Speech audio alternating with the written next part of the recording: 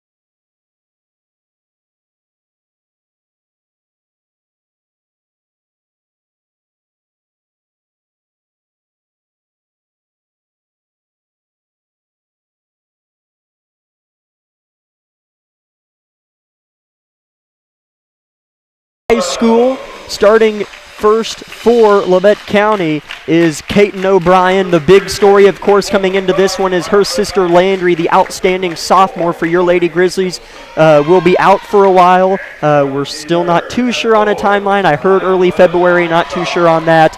And Coach Vollmer's okay after a bit of a health scare after their game on Tuesday night. Starting also is Addison Rexwinkle, back-to-back starts for the varsity squad. Audrey Dewey, Shelby Wilson, and Ridley Lynn Cherney bringing up the rear. And starting for Circle is going to be number 4, a 5'6" senior, Katie Coble.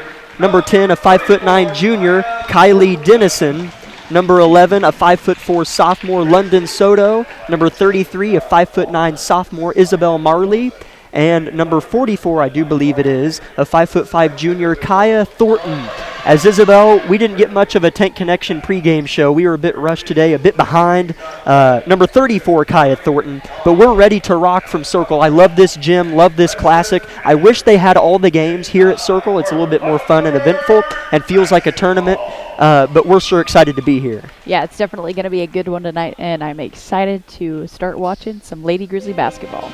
As they did have all of the final games here today, as all of the teams in the Circle Classic traveled like your Grizzlies did on Tuesday and Thursday, and everyone has been playing here throughout the early afternoon and obviously now into the evening on Saturday, that being today. Jumping for Labette County is going to be Shelby Wilson, standing at the T-Bird at midcourt. We are just above the Labette County cheer squad. Labette County is going to be working the floor left to right. Jumping for the T-Birds, Isabel Marley. She stands at 5'9", and she's an underclassman sophomore. Wilson, Marley getting ready to duke it off, and it is underway, won by Circle. Here we go, possession number 1. Clock starts rolling. Yeah, the Lady Grizzlies are going to have to show some impressive D tonight, as these Circle T-Birds like to drive. They do, and we see one here, but it's kicked out as it's nicely cut off by Shelby Wilson. High post, now pull up from the free throw line, hit the right side of iron. No good, shot by Katie Coble. Rebounded, though, by the T-Birds just about 30 seconds into the affair. Here's a three-pointer straight away. It hit the front of the rim and fell in for Kaya Thornton, 3-0 T-Birds. And that's something the Lady T-Birds are also really good at, is just being calm and working the ball and waiting for the perfect shot. Here's a drive and kick. O'Brien kicks it to Rexwinkle. Here comes Caton. Drive and kick again. Similar looking offense from Labette County in the very, very early goings. Just 50 ticks have come off the clock. Hovering above the T-Bird at midcourt. Caton O'Brien drives, and it's going to be a travel. That's a good call. She hit the deck hard and gets up okay. Yeah, and Caton just trying to get something to work on offense, but that time just feet got ahead of her there. Labette County's going to pick him up in that token full court. O'Brien cutting off the ball handler, stealing it. Never mind. Jump ball, but possession, Labette County. A nice full court press from Caton O'Brien. And that's exactly what their defense is going to need to keep Circle from getting set on their offense. As it's always hard. There's only been a couple games in the 3 or 4, heck, I don't even know. This might be the 5th year. I think this is just the 4th year I've done this. It's hard to get going in a broadcast when you're rushed right before tip, as we were rushed. So hopefully we can overcome some of this sluggishness, as that pregame show sure was a hurry. 3-0 Circle. Here comes O'Brien. Baseline cut off. Has it stripped, but her foot was out. That being O'Brien's foot before the strip, apparently on the far end of the floor. And coming back this way with a 3-0 lead are the Lady T-Birds. And looks like the Labette Grizzlies are going to come into a full court press now, bringing up that half court from earlier. As a trap with Rexwinkle and O'Brien is broken. A pass whipped, right wing, straight away 3, no good. Rebound fought for. Wilson tips it to Lynn Cherney, and she maintains. Skip up, here's O'Brien. And good box out there by Shelby and Ridley in order to secure the rebound. Dewey trying to get it into Lynn Cherney. A post presence as reliable as you're going to find in the SEK. Lynn Cherney has been fantastic. Here's Rexwinkle, deep left wing. O'Brien in the corner doesn't get it. Instead, they rotate right side. T-Birds in a bit of a matchup zone, it looks like. Wilson flips it deep corner in front of the T-Bird cheerleaders to Dewey. Now inside Lynn Cherney. First paint touch. Rexwinkle launches a 3 off the kick, air ball. Rebounded by Lynn Cherney, then she's stripped. Here come the T-Birds. Getting her fingers on it was Thornton. Yeah, just a rush shot there by Addison. Three-pointer put up by Coble is no good. And a bump off the offensive rebound, but no foul called. Tipped out by Lynn Cherney. Stays with the T-Birds.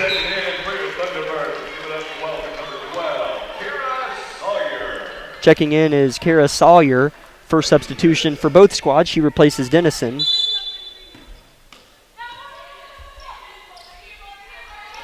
Pass is thrown in to Thornton, looking for her second 3, and she gets it. Kaya Thornton with all 6 of the T-Birds points, and they've come from behind the arc. 6-0 Circle, 5:20 first quarter. And she definitely looks comfortable shooting that 3 ball, as she's had no problem putting those away. Labette County searching for their first bucket of the night and won't find it, at least on this motion of the rock, as Wilson throws it off of the foot of the center, Marley. Checking in is Nevaeh Jones, a junior for Labette County. She replaces the starting Audrey Dewey. As we saw a lot of young girls get to play. Reagan Roberts, the Boss twins, against Collegiate at home, where they blew out the Spartans. I think it was like 72-17, as here's a Lady Grizzly turnover. Kind of how we're feeling, or at least me. The Grizzly offense looks a little bit sluggish, Isabel. Yeah, they're just having a hard time, finding those passing lanes and getting something to work on offense. So hopefully we'll see that start to pick up. I mean, you're going to have that in a game you have to travel 2 hours for, so hopefully these Lady Grizzlies can warm up here. Three-pointer off the glass. T-Birds, it's no good. Shooting a lot of threes, but they get another offensive rebound. That's 3 offensive rebounds for the T-Birds.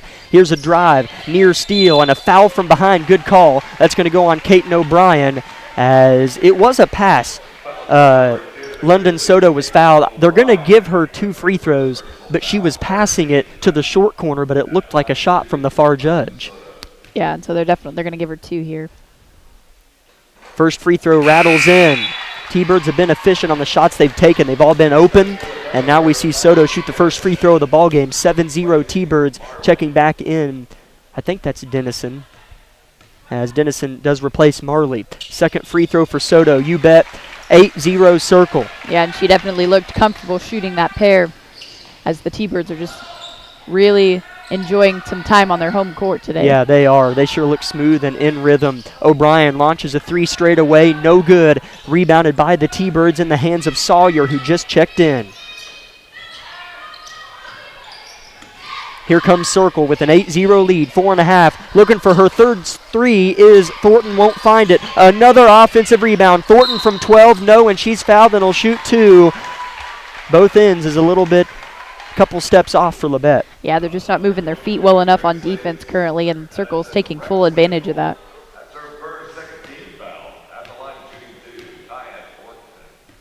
Thornton looking for point number 7. Finds it, bottom of the net, perfect. 9-0 T-Birds is the varsity girls team for Parsons, as Dewey checks in for Rexwinkle. Was down 8-0 with a minute and a half left to Mulvane in the first quarter and came back and won. It looks similar for your Grizzlies right now, but they're down 10-0 as Thornton knocks down the pair, and not even halfway through quarter number 1. Checking in for Circle is number 22, Lauren Swilly, 5'7" freshman. She replaces Katie Coble. As we're going to have a timeout, Coach Vollmer. It's a 30-second timeout. Things are really grim right now for the Lady Grizzlies as they're down 10-0, 4:14 first quarter. We'll be back 30 seconds on KLKC Parsons. With many years of combined experience, Eye Care Associates of Parsons has set the framework in providing comprehensive eye health examinations for all ages and routine vision care for families throughout the 4-state area. Our optometrists and staff provide remarkable care with state-of-the-art technology to help with diagnosis and management of eye health conditions. Give us a call or visit our website to schedule your next eye exam. Eye Care Associates of Parsons. Experience modern eye care.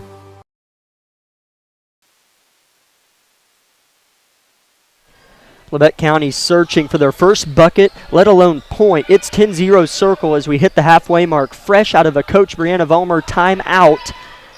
Here's Labette County in a half-court set. Jones, drive and kick. O'Brien, flip, far wing. Driving short corner now on the block underneath, and being fouled is Audrey Dewey, as that's a nice take from Audrey. Not known to score, not necessarily her role. But I'd be just fine if she took that over right now. She's going to shoot 2 free throws. Yeah, in this situation, you just need somebody to cause some momentum for your team. So good effort by Audrey Dewey. Makes the first good-looking stroke from Dewey.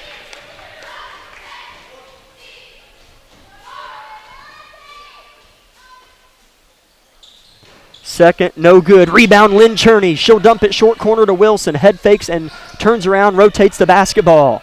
Jones gets to the free throw line, cradles, turns and kicks. Kaiten O'Brien, straight away 3, short, and it's rebounded by Circle. Here they come. You got to take those shots, though, even if they're not going to fall right away. Just even with the beginning of this game, you got to start putting up something in order to even get a chance that they're going to go in. 3:25 first quarter, Circle 10, Labette County 1. Just been a slugfest, or sluggish fest. There we go. That's a little bit better term, Isabel. As here's a dump inside to the post presence. That is Dennison. She'll turn and kick. Pull up from the free throw line. High off the glass, no good. Out and running is Jones off the rebound. Getting set downhill is Sawyer. Jones coast to coast. That's a block. She'll shoot 2. And that's a little bit more like the pace we're used to seeing from these Lady Grizzlies, as they just have not been running a quick tempo. And I think Circle I don't know if Circle doesn't play as fast as that, or they're just kind of controlling the play of the floor, and it's not as fast as the Lady Grizzlies would like. So I think that's part of the reason we're seeing some slow production to start here. But if the Lady Grizzlies can get that going, that'll definitely be a good thing.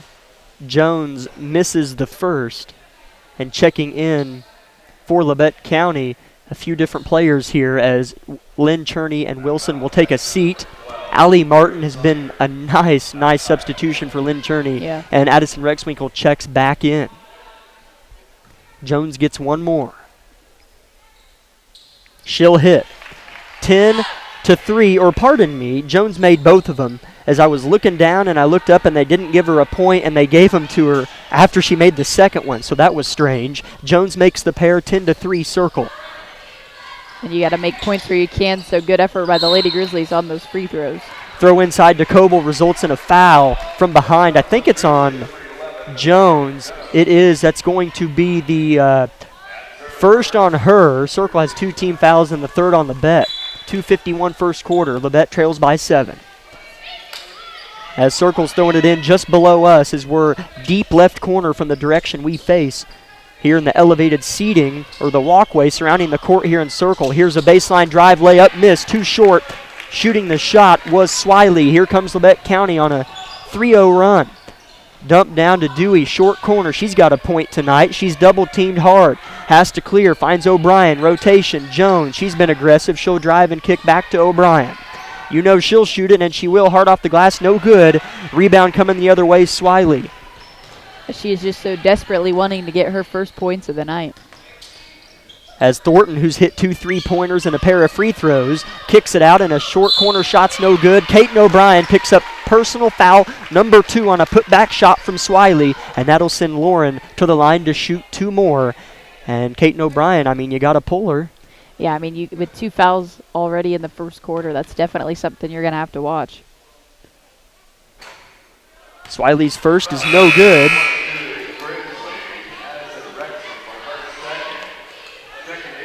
As Kaiten is going to be substituted by Shelby Wilson. Circle has already shot 5 free throws. This is the 6th from Swiley, and she splits the pair. That ends Labette's 3-1 or 3-0 run. If you want to call it a run, it sure feels like one tonight. 2 minutes left first quarter, 11-3 Circle. That was 2 on O'Brien. She has a seat, as you mentioned. Thank you, Isabel. That helps a lot. Here's Dewey running point. She's looked comfortable on the offensive end, a place where she doesn't generally thrive, nor does she really try to, as that's not really her role, but she sure has looked nice on the offensive end, as it'll be thrown away. Another turnover for Labette County. Isabel, it's strange down there. Yeah, it definitely is not looking like the offense we're used to seeing, as Addison Rexwinkle, right idea to pass inside to Nevaeh, but it just got away from Jones as she tried to go for the layup. Coble kicks it to the guard on the far side, loses it, swamped by Dewey. That's a matchup nightmare. And then it's recovered somehow by Coble. Dump inside Swiley, working on the senior Wilson. Turn and dump. Coble puts it up, misses. Another offensive rebound, no good. Vollmer wants the board, and she'll get it from Wilson. And that was good effort there, as Circle hasn't really worked into the post, but there they were trying to get some action, but nice rebound by Shelby Wilson. Jones turns, throws it away. Will it result in a jump ball? Yes, it will. I think it's Circle's ball, and it is, as Jones dribbled into the death trap that I call the short corner, as she was double-teamed by Circle. But Isabel, that baseline, that corner and the baseline acts as a third defender when you dribble in there. Yeah, that's just an unfortunate place to find yourself in as with the basketball.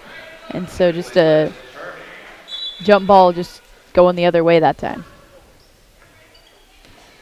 As Lynn Cherney checks in for Labette County, it looks like they pulled Allie Martin. On the floor is O'Brien, Jones, Dewey, Lynn Cherney, and Wilson.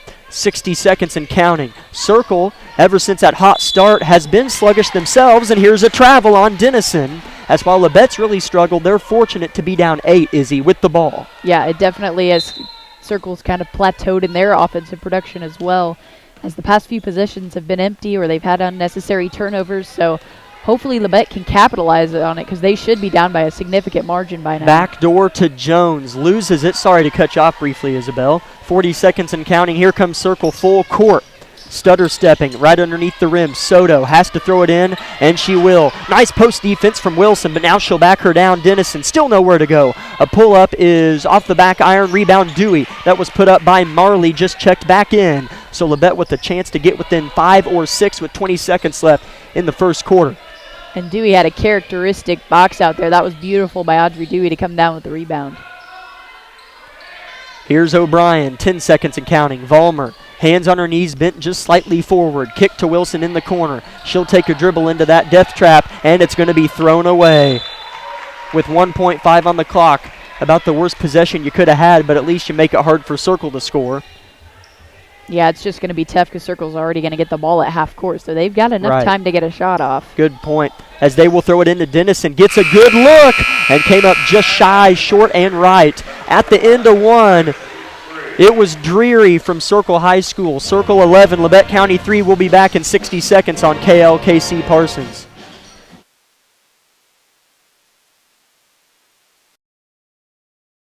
V93.5 is your home for the best variety of the 80s, 90s, and today. Get your day started with the Anna and Raven Morning Show. You're the judge during Couples Court. The couple share their disagreement, and then you decide who's right. Think you know pop culture trivia? It could pay off, and you score the cash jackpot when you play Can't Beat Raven. Krause in the House gets you home every weekday afternoon starting at 2. Stream us anytime, anywhere at KLKCradio.com. Bowen Pharmacy supports the Parsons Vikings here, and here, and here. It's our goal to keep you covered. At Bowen Pharmacy, we give no excuses for you not to make it to the game. And it's always a great day to be a Viking.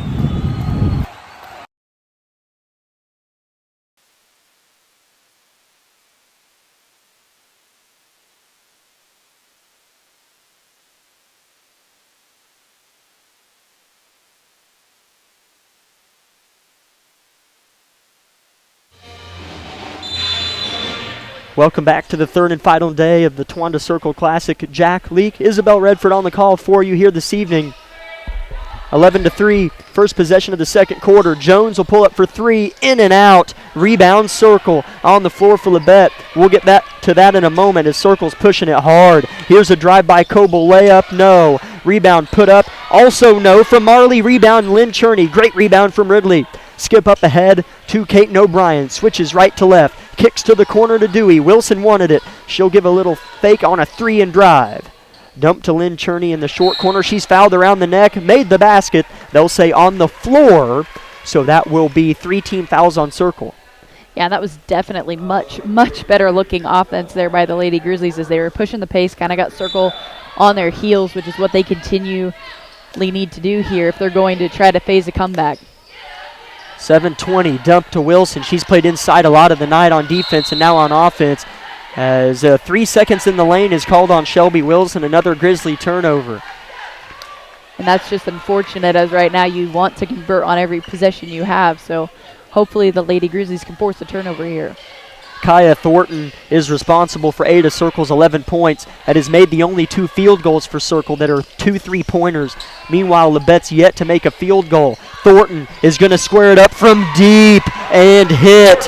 Kaya Thornton, I mean, that was a good 2-3 yards behind the top of the key. Yeah. She has 11 of the 14. That is definitely her safe space up outside the 2-point arc.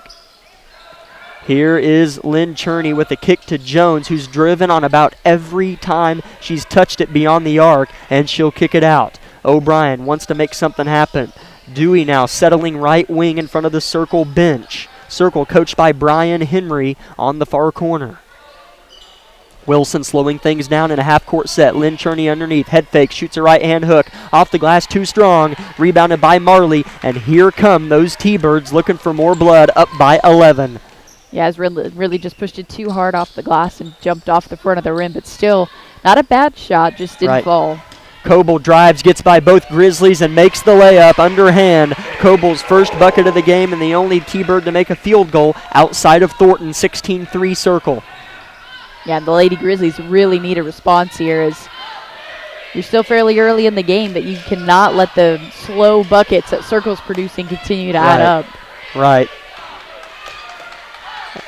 Here's Jones near the top of the key, offset of it just to the right side a little bit, defended tightly on the perimeter.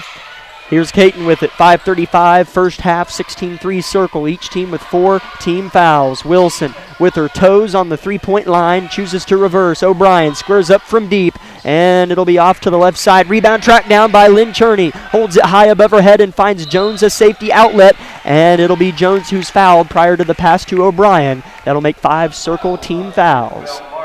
And right now, all that effort is needed by the Lady Grizzlies as Ridley Lynn was able to get them a second look at the basket here without sending it back down the other way.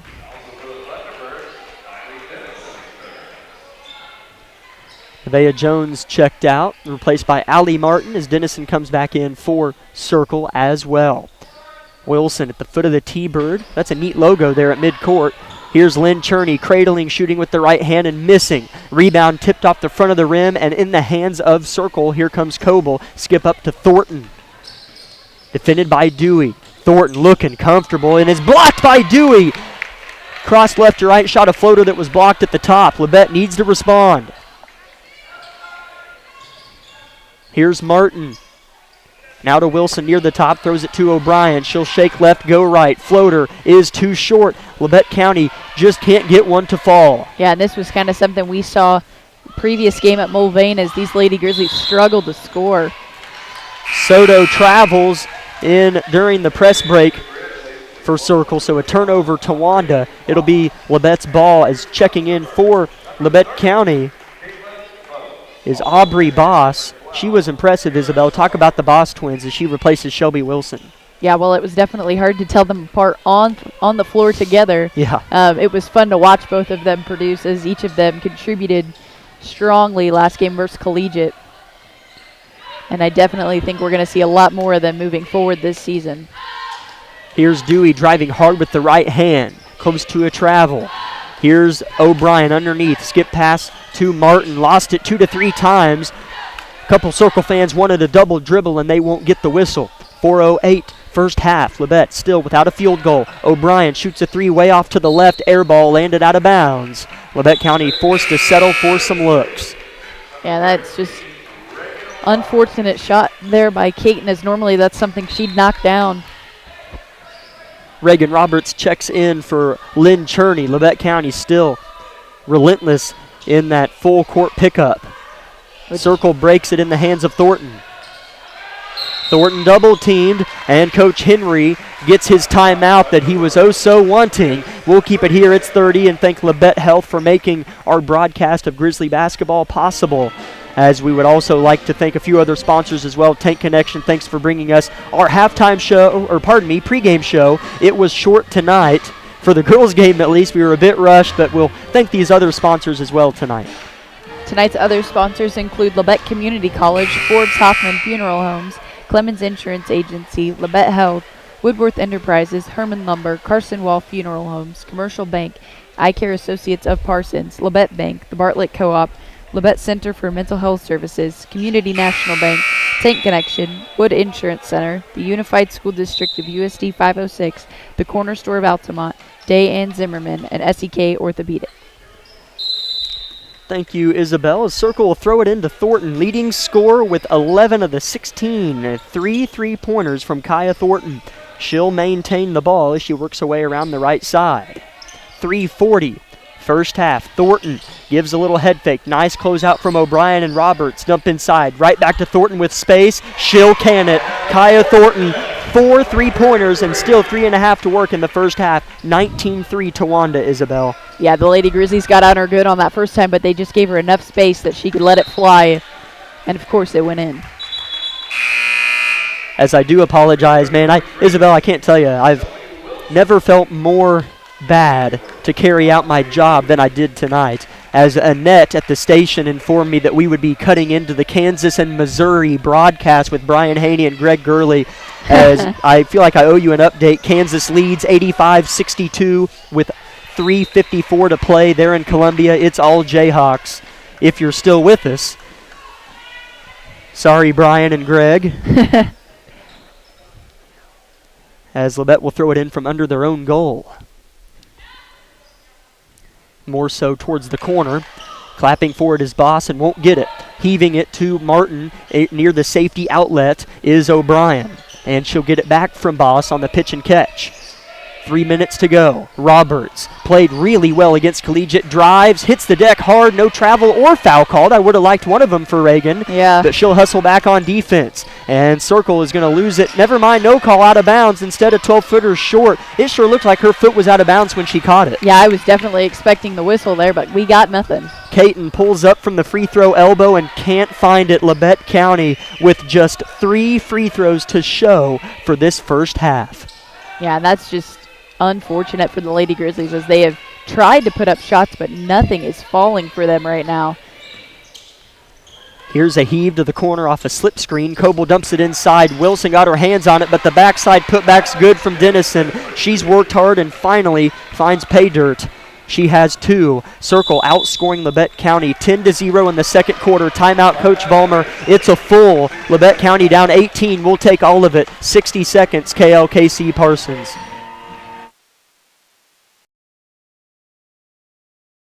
My name is Bria and I'm a pharmacist at Bowen Pharmacy. I'm here today to tell you about one of our patient programs, Meds to Beds.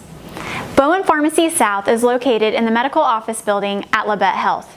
Our staff works closely with the doctors, nurses, and social care workers to ensure that your transition out of the hospital is an easier and more convenient experience for you and your loved ones.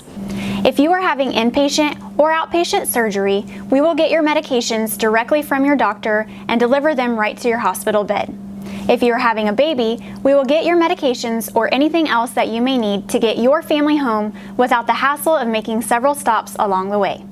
Whether you're here for a few hours or a few days, we are here at Bowen Pharmacy and Bowen Pharmacy South to help get you well without any interruption in transition of care. Just ask for Meds to Beds. At Bowen Pharmacy and Bowen Pharmacy South, we are here for you today and we are here for you tomorrow.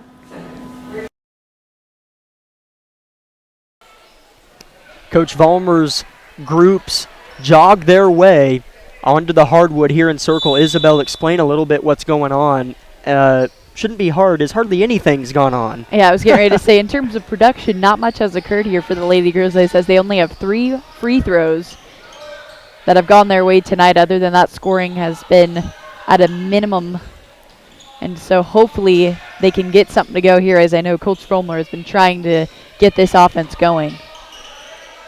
Labette's down 21-3. Here's a flash from O'Brien. Loses it off her fingertips. Is her foot out of bounds? No. She'll hurl it in, but into the hands of Coble. And here she comes. Nice skip up ahead. The runner is good. That's a nice-looking layup, I will say, from Caitlin Votts, who just checked in. She's a freshman. Yeah, the T-Birds are just having their way tonight as they have looked comfortable. They're not in distress or anything, as every shot they've put up has been fairly successful. Pass to Roberts, tipped out by Johnson. A couple new faces for the T-Birds checked in. That is Emma Johnson. She's a 5'7" sophomore. 23-3 Circle. Minute 20, first half. Here's Boss. It's Aubrey Boss, right wing. Takes a dribble, turns, and I don't know if that was a travel, but he called it. Another Grizzly turnover. And Isabel, there's been 2 reasons why we haven't scored. 1, they haven't fallen. Easy. But 2, we've turned it over, and that's wasted multiple opportunities. Yeah, there's definitely been several times where we're getting ready to drive or we're getting ready to pass or look in or take a shot, and we've just turned it over. And so it's just been unfortunate for the Lady Grizzlies. 3-pointer, meanwhile, right in front of Coach Vollmer is Bottoms for Votts. She just checked in and is on a 5-0 run. As here's a drive and one for Caton O'Brien. She quickly went the other way, hit the deck firmly, and gets the bucket to fall, plus the foul. Caton O'Brien with her first points of the night and Labette County's first field goal of the night, and she'll shoot a free throw and miss it. So that's exactly kind of the play that the Lady Grizzlies need to get some momentum rolling on offense, as it has been difficult to do for them. As here's another long 2-pointer made by Votts, as man, she's got 7 in a row for the T-Birds, Isabel. Here comes Labette down 23, and it's stolen away. Good hands from Coble. T-Birds might hold for the last shot, 30 and counting. Yeah, brutal first half. Like they're in no hurry to get the ball up the floor here, as they're going to either try to run a set play or give the last shot to someone in particular. Here's Votts dumping it in, stolen by Boss. Good front from Aubrey. Labette with 10 seconds. Here's Shelby. Right hand dominant. Switches to the left. Finds Boss. 5 seconds. Roberts is in the corner. O'Brien's going to keep it, I think. 3 seconds. Dump to Cherney. What a pass. Shoots. Put back is. Oh, it rolled off the front of the rim. As Lynn Cherney shot and missed and nearly got her own putback. That was probably the fastest first half I have ever broadcasted. Yeah. But unfortunately, it was the fastest and most depleting first half I've seen from a Lady Grizzly squad in a while. Circle 28, Labette County 5, just one field goal. Credit Caton O'Brien just a few moments ago. We will step aside and come back with our Eye Care Associates of Parsons halftime show in 3 minutes on KLKC Parsons.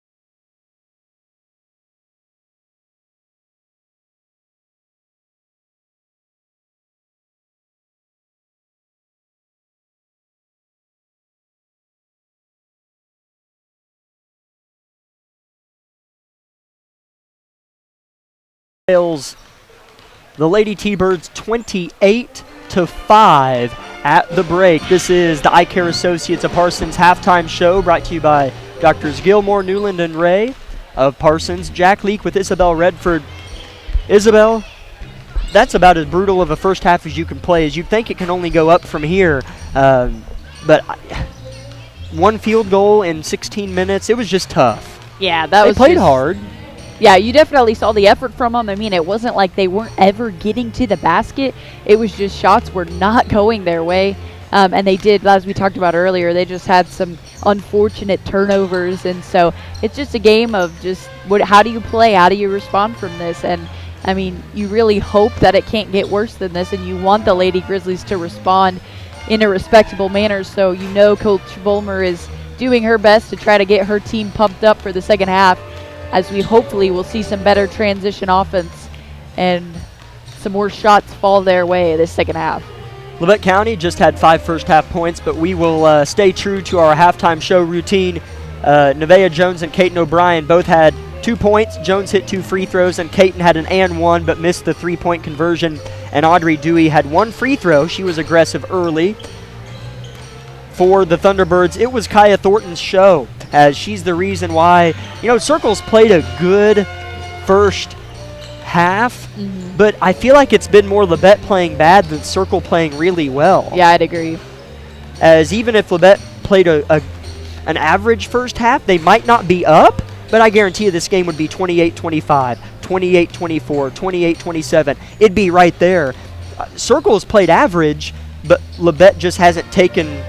They played way below average. Yeah. That's kind of an explanation. They haven't really pushed the ball or ran with the same intensity, and I don't know if that's because we're missing Landry or if the team, it's a Saturday, it's not really a school day, you're not in your same routine. I'm not really sure what, is happening, but if you, Circle, you're right, Circle hasn't played outstanding. They haven't hit every shot they've put up either, but they haven't, they've had some errors. They've had some bad passes that Labette County has been able to steal the ball from and capitalize on the rebounding, but they just haven't been able to convert at the other end of the floor. And so that's the biggest thing. And I think to turn around and try to go, well, what do they need to do for the second half? That's it right there. Yeah. Is capitalize on the times they have the ball and work to push the pace, make Circle have more mistakes, and be able to convert on those on the other end of the floor. That's the biggest thing. They're not playing terrible defense. It's just they are not getting their offense to click right now.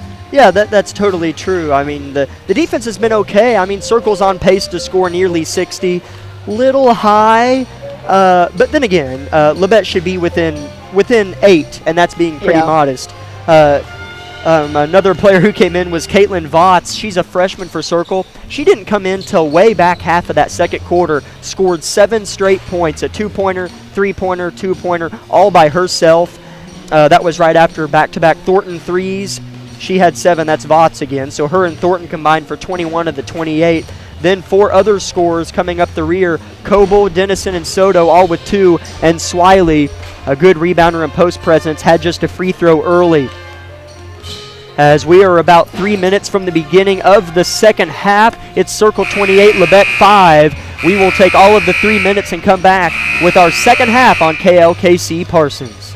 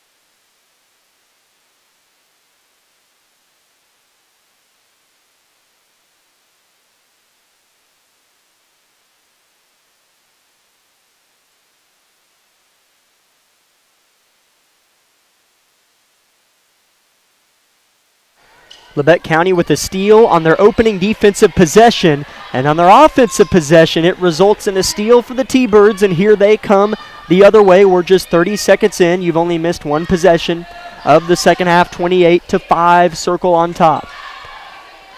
Here's a poke and a steal. Rexwinkle poked it. O'Brien picked it up, and here she comes. It's 2-on-4. She's going to take it in between, shoot and miss, get her own rebound, shoot, and is fouled. And she'll go to the free throw line for 2 free throws, as Kaiten O'Brien is as aggressive as always. Yeah, and you're definitely seeing a lot more energy out of these Lady Grizzlies so far in these first few possessions. First free throw is good. As if you're a Lady Grizzly, you stare down this deficit and you think, man, how are we ever going to get to that point? But it's just one bucket at a time. So right. That starts now, and being smart on every defensive possession you have. Kaiten makes them both, 28-7. Labette obviously still has plenty of time. A whole second half to work with, down by 21. They're going to have to play defense. They have 2 steals on their first 2 defensive possessions. As here's a drive. Could have been a travel. You bet it is. Turnover Circle. Back-to-back-to-back turnovers to start the second half. Reminder that our men's contest will follow, as the Grizzlies will play Circle as well.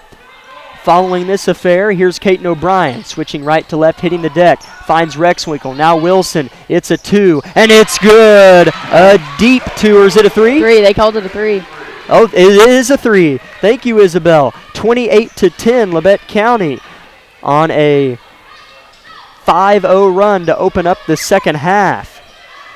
T-Birds 3 straight turnovers, and they're going to turn it over again, but a foul's called. Oh, man, that would have been big, as there would have been 3 black jerseys that Labette County's wearing tonight, streaking this way for a layup. Yeah, and as we're continuing to see, I mean, you can't let something like this stop your momentum, as the Lady Grizzlies have done such a good job playing defense. They have, as Rexwinkle is replaced by Nevaeh Jones. Rexwinkle to credit for one of those 3 steals on the Grizzly defensive end here in the early goings of the third quarter. Labette still down 18, but have the momentum here in the second half. Here's an errant layup, no good. Rebound Wilson. And that was a nice trap block kind of there on the end, as both Lady Grizzlies have their arms straight up. Jones drives and kicks. Dewey head fakes, gets a bite, squares up, shoots a layup that misses. Rebound Lynn Cherney, put up good! And that's characteristically something you see out of Ridley all the time, and a good thing to see right about now. Labette on a 7-0 run, and we'll see how long it'll go. The pressure's definitely flipped nonetheless. 28-12, travel on Towanda. Turnover and a timeout. Coach Henry, Labette County will have the ball on a 7-0 run when we return in 30 seconds on KLKC Parsons. Everybody is different. Some get injured, while others simply wear down. Whether it's on the court, on the field, or at the gym, Labette Health's orthopedic and sports medicine team has the training and skill to repair, restore, and renew. We share the same goal, and together we'll write your comeback story. For more information about Southeast Kansas' leading orthopedic and sports medicine team, go to labettehealth.com.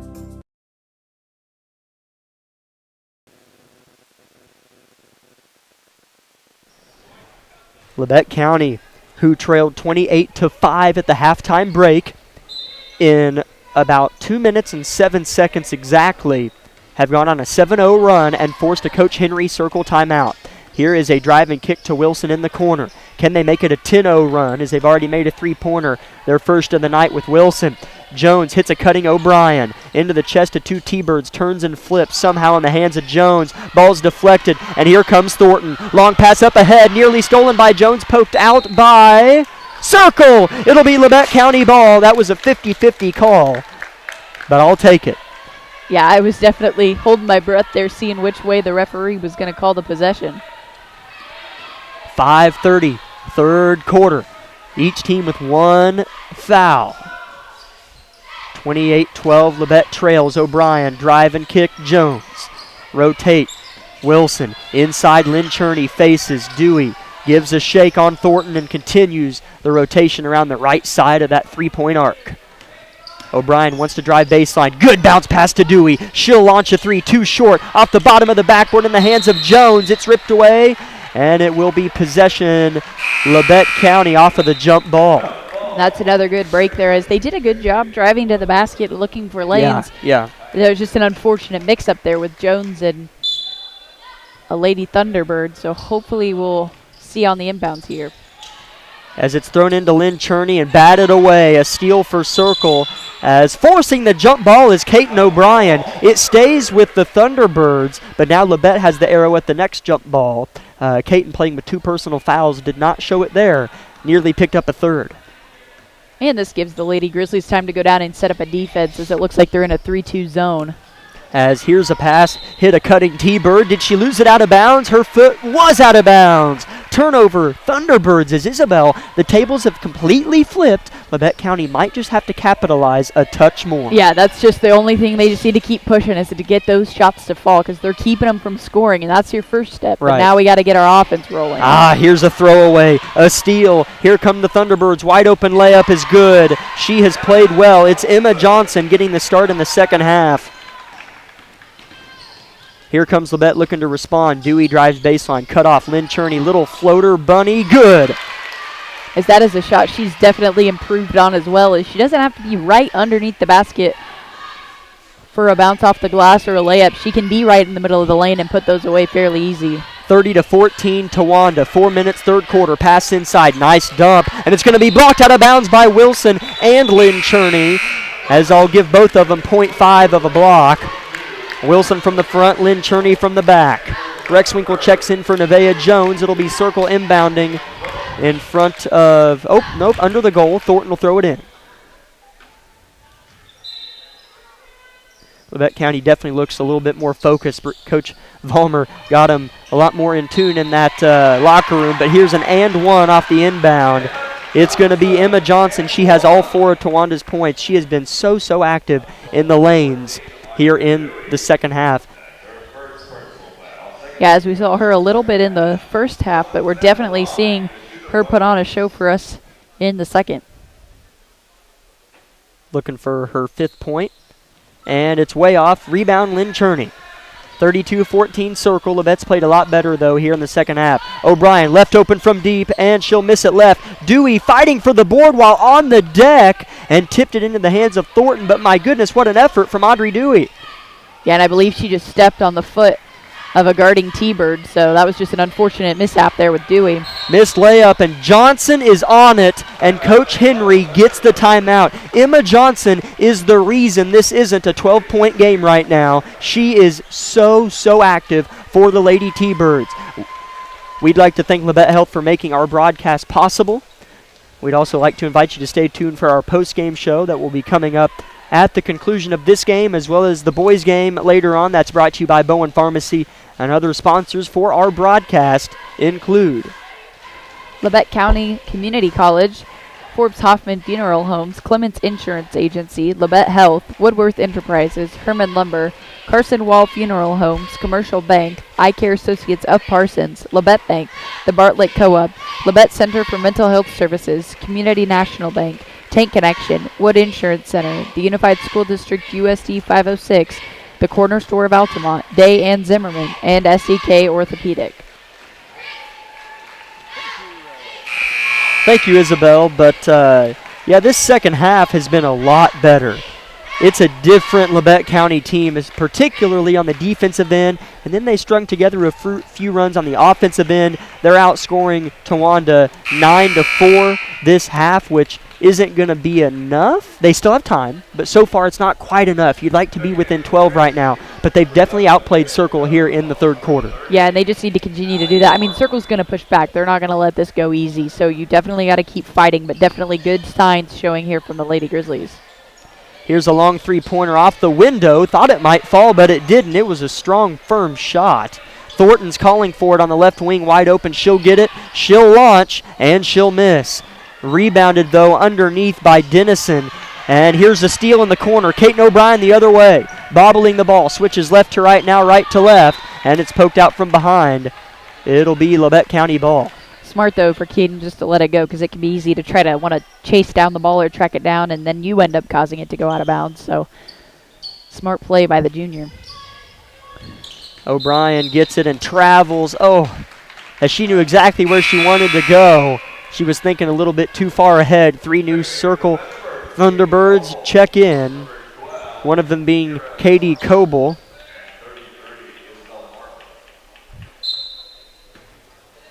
Isabel Marley checks in, as well as Kira Sawyer. Emma Johnson is the 4th Thunderbird who's still in the game. And the 5th I can't quite see. Ball's at the elbow, now in the corner. That 5th is Vaught. She had 7 in a row in the first half. Here's a jumper, no good. Rebound Martin and a foul. That's got to be going the other way. It is. That's going to be on Circle. Labette County more active on the boards as well. Yeah, they're definitely showing more aggression and willing to fight for those. So we're just a matter of time for it to start paying off. Mean they are working for it right now, so they just need something to start falling their way. Rexwinkle back doors. It's not there. O'Brien goes to the other side. Nevaeh Jones, step back three-pointer is good! Nevaeh Jones, her first three-pointer of the game and the second for Labette. They're within 15, 2.5 third quarter. And you got to feel good with that shot going in to go back and play some D. O'Brien nearly steals it. Still working. Pass inside Johnson. Pass tipped. Here's a drive, and she stepped out of bounds. Turnover on Towanda Circle. As, man, they've had a host of those in the third quarter. Yeah, if you're Coach Henry, you just shake your head and have to go the other way. I mean, there's just nothing you can do about that. O'Brien with the blow-by. Kick to Jones. She'll drive. Floater. Hit every part of the rim and fell out. Rebound Johnson. Long skip up ahead, track down, a tough pull-up, and it's going to go, my goodness. And that's going to be Kira Sawyer. That's a tough shot because all of her momentum was coming. Here's O'Brien looking to respond, can't do it, tips the rebound. It's on the deck. Wilson couldn't find it. And here comes Circle. Rexwinkle pokes it away, but it's still in the hands somehow of Vaughts. What a sequence. Yeah, I'm not sure all that just happened there, but that was definitely an up-and-down battle there from both sides. 34-17 Circle. 90 seconds third quarter. Here's a spin from Coble. Dump out of bounds. It'll be Labette County ball. And again, this is another one of those possessions that didn't result in any points for the Thunderbirds, but you do all this work on your defensive end but can't get anything going on offense. It's hard to motivate you to keep going. On the floor for Labette, a couple substitutions. Reagan Roberts, Ridley Lynn Cherney, Addison Rexwinkle, Kaiten O'Brien, who I don't think has been taken out, maybe after she picked up that second personal, and Nevaeh Jones. Rexwinkle with it on the far side. That's the right side. Minute 10 third quarter. Jones looking to drive. Has her right side. Kicks to Rexwinkle. She'll line up a three. In and out. Rebound Circle. As Rexwinkle hanging with it full court. Nearly got it. Here's Coble. Turns into the chest of Rexwinkle. She's a nightmare right now. Thornton left open. Top of the key three. Good. As she is locked in and has been this entire game on that three ball. Good shooter is Kaya Thornton. She has 17, but her first bucket of the third quarter. Labette County had clamped her down until that. Jones looking to respond with a three of her own. Can't do it. Rebounded by Coble. Circles quickly turned the tables up by 20, 30 seconds third quarter, where it felt like Labette could get within 12 maybe. Thornton with the basketball. Who else would you want to have it? She'll flip it to Coble, who throws it right back. They're just playing catch for the time being. Coach Henry's squad really good at burning clock. 14 seconds now. Fouls have pretty much been not a factor in any way here in the second half. 7 seconds.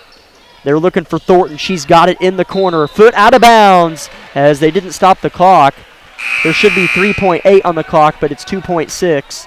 37-17. Circles on top. After all that, a poor turnover from Towanda, but they'll pick them up full court and make it hard for Labette to get off a shot. Yeah, good effort, though, by the Lady Grizzlies, because the last thing you want is a shot. They'll throw it into Dewey. She'll get a good look from half court. She'll put it up, and it's off the glass. Shakes the whole setup of the goal as she hit that backboard hard.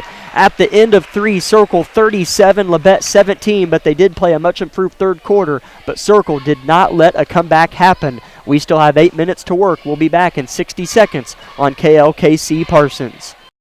My name is Bria and I'm a pharmacist at Bowen Pharmacy. I'm here today to tell you about one of our patient programs, Meds to Beds. Bowen Pharmacy South is located in the medical office building at Labette Health. Our staff works closely with the doctors, nurses, and social care workers to ensure that your transition out of the hospital is an easier and more convenient experience for you and your loved ones. If you are having inpatient or outpatient surgery, we will get your medications directly from your doctor and deliver them right to your hospital bed. If you are having a baby, we will get your medications or anything else that you may need to get your family home without the hassle of making several stops along the way. Whether you're here for a few hours or a few days, we are here at Bowen Pharmacy and Bowen Pharmacy South to help get you well without any interruption in transition of care. Just ask for Meds to Bed.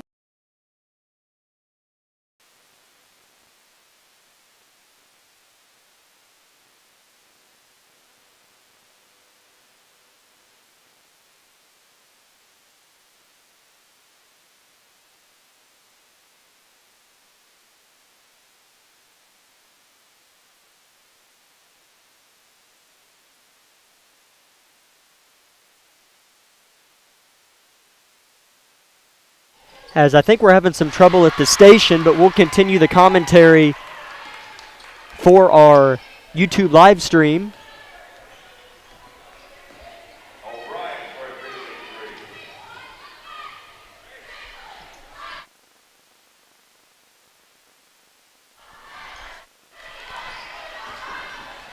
As Labette County, I didn't see who scored it at all, but they scored. It was a three-pointer, 37-20, so they're within 17.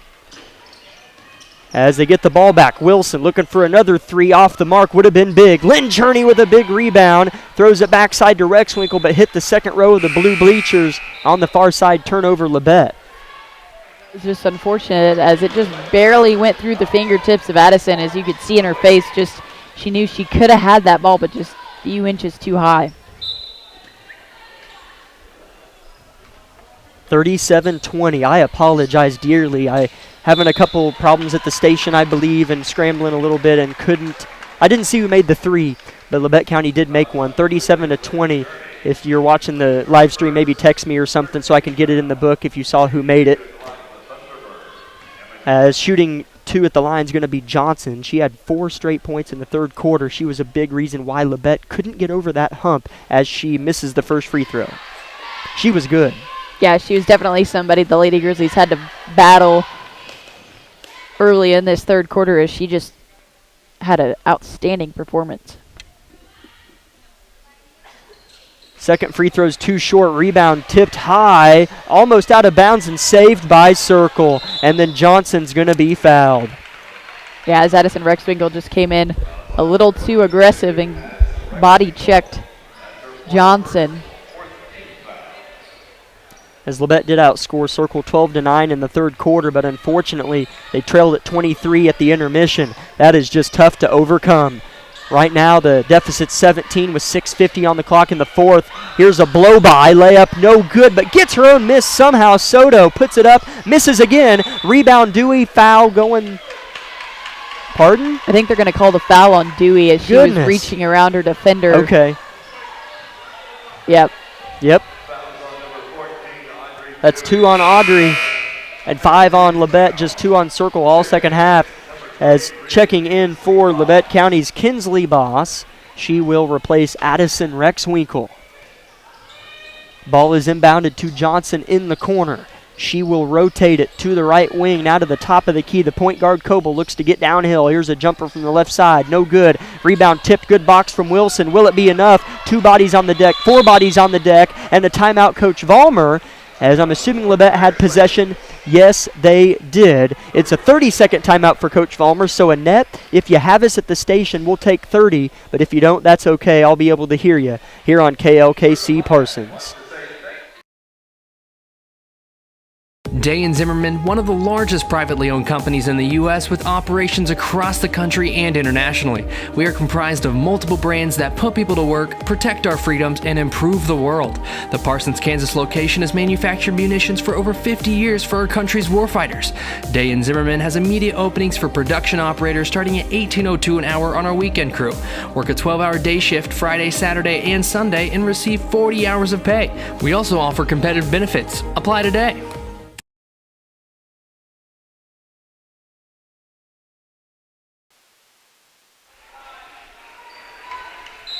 (37-20) Circle. Labette County was outscored 28-5 in the first half. They've been much better. Hook pass from O'Brien to Lynn Cherney, stolen by Thornton. She has been a Thornton in our side all night. You like that? Was that good? Here's a layup off the glass. No good. Rebounded by Lynn Cherney. Here they come. Thornton has 17, although she does just have one three-pointer here in the second half, and that's all. So they've done a nice job on her. Here's Boss.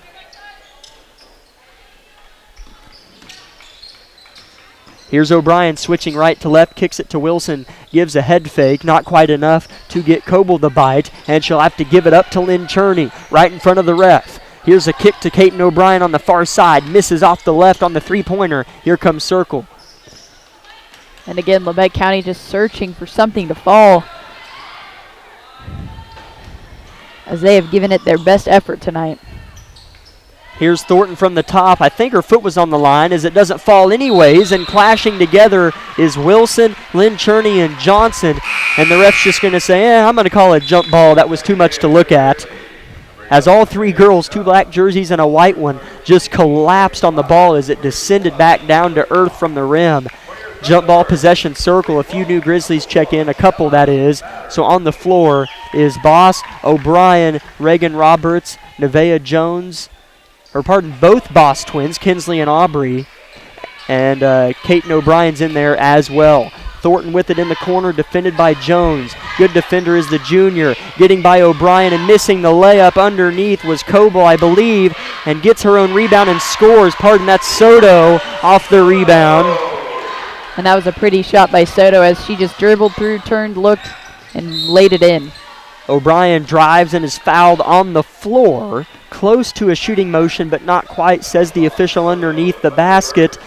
And that will just be the third team foul on Circle here in the second half. That's impressive. And the second on Soto, whom just scored. Checking out is Johnson. That is Swiley. She is replaced by Votts. Here's a throw in to Boss. She loses it. No travel called. I'll take it. Here's O'Brien in the corner. She'll switch hands. She'll pull up. Miss deep. Fighting for her own board and pokes it out of the hands of the T-Bird Coble. But it'll be off of Kaiten. Circle basketball. She is a competitor as she shows no emotion no matter how bad or good the play was. And here's Circle quickly the other way. And it's stolen by O'Brien, but her foot was out. Good effort, though, by O'Brien, as you're exactly right. She has given it everything she has tonight. 39-20 Circle. 4:30 in the game remaining. Here's a pass into the low left block. Boss a little bit outmanned, but wins it. What a rebound! As I think it was Kinsley tipped it to Aubrey. And here's a poke out. It'll stay. Good hands by Coble. It stays with Labette. Checking in for Labette County is Addison Rexwinkle for Reagan Roberts.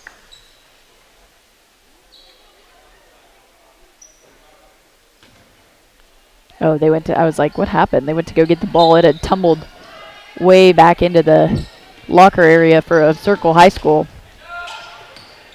Here's Nevaeh driving off the inbounds. Kaiten wanted a three-pointer. Good crossover on Thornton. Now she'll get another crack at Thornton from the corner right in front of her head coach. Set play called in. Rexwinkle mans the ship.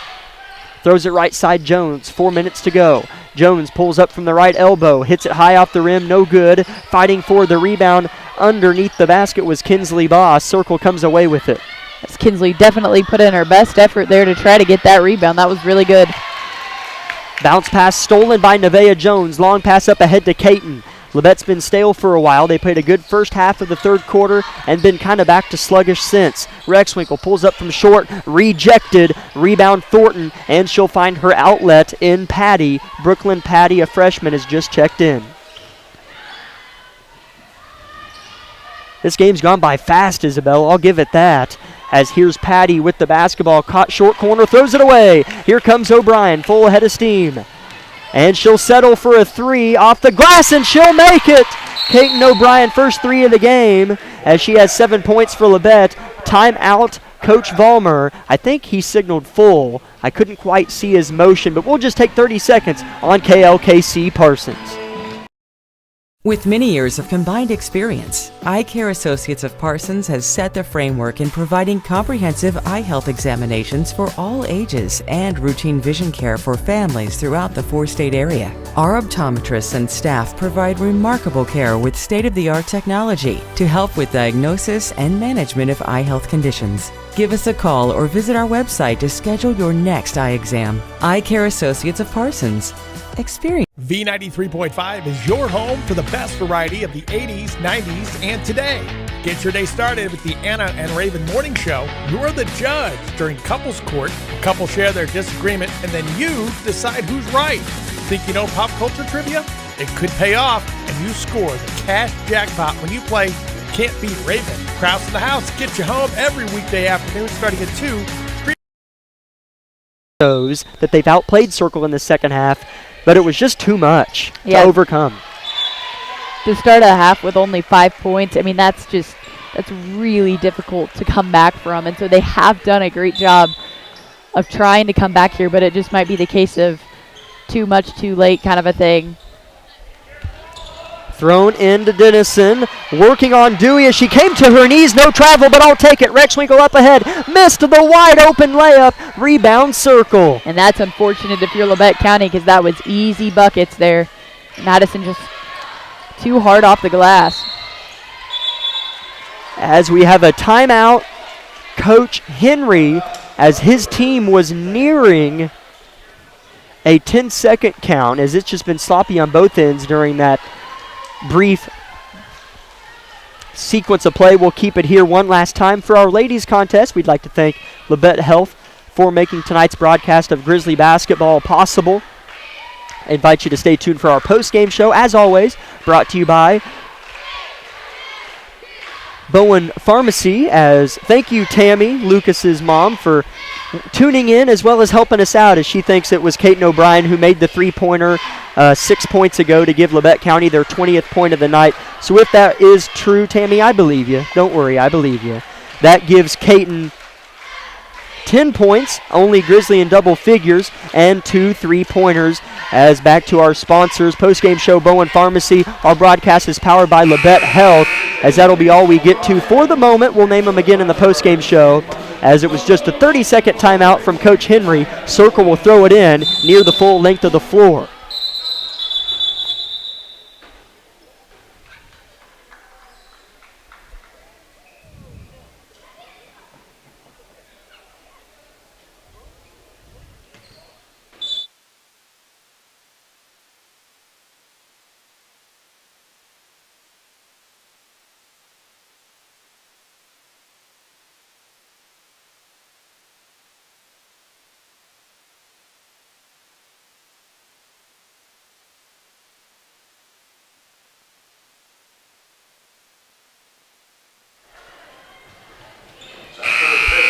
During that timeout, Kaiten O'Brien with the steal and a lay-in. She has a dozen. As Labette County, Isabel, I wish that clock said 2 minutes third quarter, because they're within 14 and playing better right now. Yeah, it definitely looks like this deficit is much more achievable in terms of a deficit, as they've got some fire in their eyes now finally. As another stoppage of play right before or during that timeout, or that commercial you heard just moments ago, there was a brief stoppage of play just like this one, and I don't know why, but Coach Vollmer's involved in it, pleading a case. As Addison Rexwinkle is in tears down here by the bench. I hope everything's okay. I didn't see anything. happening that was abnormal, but Addison's going to get high fives and hugs. I'm not so sure what went down, Isabel. Yeah, I'm very confused myself. As the ref nods at Coach Vollmer and she nods back, an agreement was made. I guess I'll take it. I don't know who to fight for there. Didn't see anything. Regardless, Labette trails the home team circle by 14, 2:30 to go. They're playing defense. Johnson loses it. Oh, how is that a foul? As Coach Vollmer did the same thing I just did, interlocks her fingers and puts them atop her head. I don't know if that was a foul, but Johnson got it, and that's 17 on Labette, 1-1 for Johnson coming up. Yeah, that is just an unfortunate turn of events, is when you have something, I'm not exactly sure what happened with Rex Winkle, but when you have something unexpected like that kind of breaks your momentum, stuff like this tends to happen. Labette County has outscored Circle, I guess, in the hands of Caton O'Brien. Yeah. As Johnson makes the first, so make that 7-3 in the fourth quarter, and they outscored them 12-9 in the third. So they beat them statistically in both quarters. Hopefully they can close out the fourth on top as well, as Johnson eyes down the second free throw. She'll go 100% on this trip. When she's been in the game, she's been impressive, and Coach Henry hasn't taken her out, and I wouldn't either. Yeah, she's definitely proved her worth of having her on the floor this second half. Wilson launches a three from the left wing and gets a three. Shelby Wilson letting it rip a little bit in circle. She's got 6, both from beyond the arc in the second half. 41-28, Labette within their closest margin since the first half, probably the first quarter. As it got ugly quick here tonight, as here's going to be a foul on Labette County as Dewey and O'Brien were swarming Thornton, or was it no, it wasn't a timeout. So Thornton, the best shooter on the Circle squad, is going to go shoot a 1-1. That's the 4th on Dewey and the 8th on Labette County. Which, if you're Circle, I mean, she's definitely the one that you want the ball in her hands. The front end is good. Rattled around the rim, sat on the back iron, and fell down. As she just has 4 second half points, Isabel, a 3-pointer, and now this free throw. Second free throw's good, make that 5, but she had 14 in the first half. She has 19 total. Yeah, if you're Labette, you're glad she stayed quiet this second half, but still has been a threat. As O'Brien puts up a layup prayer that doesn't fall, but she relies on Lynn Churdy to get the board and put back, and that's exactly what happened. Lynn Churney was fouled on the putback, and she's going to shoot 2 now. That's just 14 fouls on Circle. They've played clean, and that's the second on Swiley. Here's Lynn Churney, first free throw, good. She still looks very calm, cool, and collected, which is something you want out of a veteran player. Second free throw goes through her routine and makes them both. Neither of them hit the rim.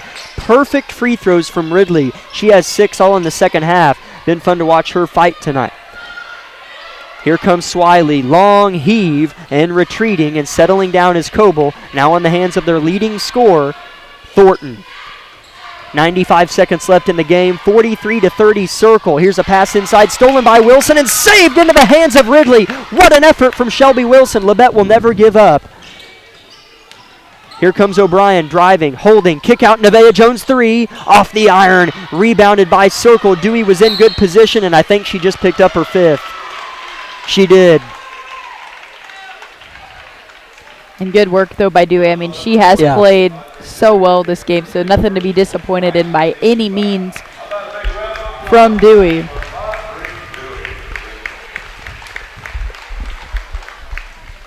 Audrey Dewey takes a seat. 9 fouls, so it's still a 1-1 for Swiley. She shot 2 free throws in the first quarter, made 1 and missed 1. Her first on this trip is good. Kinsley Boss checks in for the fouled out Audrey Dewey. 44-30 Circle. Again, Circle led 28-3 at halftime. Or 28-5, pardon. As the second goes for Swiley, it's back to 15. Minute 10, O'Brien wants to drive. Across the paint pass in the hands of Boss. Here's Wilson, left side, and she'll head fake a 3. Long pass across the court is tipped out of bounds by Soto. Looking for O'Brien was Boss, and it stays with the team in black, your Lady Grizzlies. Wilson pitches it in to Lynn Churney, finds Jones, and she'll drive. cradle. She's stripped of it. Ball is on the deck. Lynn Cherney comes up with it. Somehow Ridley got it. It's a jump ball possession, Labette County. But man, Ridley somehow just finds the rock every time. Yeah, she came all the way across the paint on that one. She just kind of has a radar lock on the ball.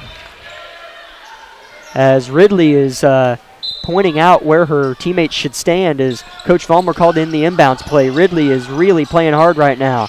As some miscommunication between O'Brien and Boss, she'll throw it away. O'Brien does on the inbound circle, coming the other way. Johnson is going to try to be trapped by Jones and Boss, but she'll get out of it. 40 seconds and counting. Labette still not letting Circle just run out the clock, or at least trying not to. And now they soften up their defense just a little bit. Coach Vollmer puts her hands together. Her body language tells me that she's much happier about the second half, as every Grizzly fan should be. As Thornton's hit hard in the head, O'Brien flew in, and it's a foul, and she'll shoot two, as I think that's the 10th team foul, and it is. Yeah, and like you were saying, I mean, there is nothing to be disappointed in the second half from these Lady Grizzlies, and I can only imagine if this had been the first half, how it would have looked moving into the second half. Thornton misses the first, perhaps realizing she's 1 point away from point number 20. Sometimes that mental game can be tough, and she'll get a chance at her 20th point of the night, leading all scorers here at the line, and she'll hit it. 20 points for Kaya Thornton.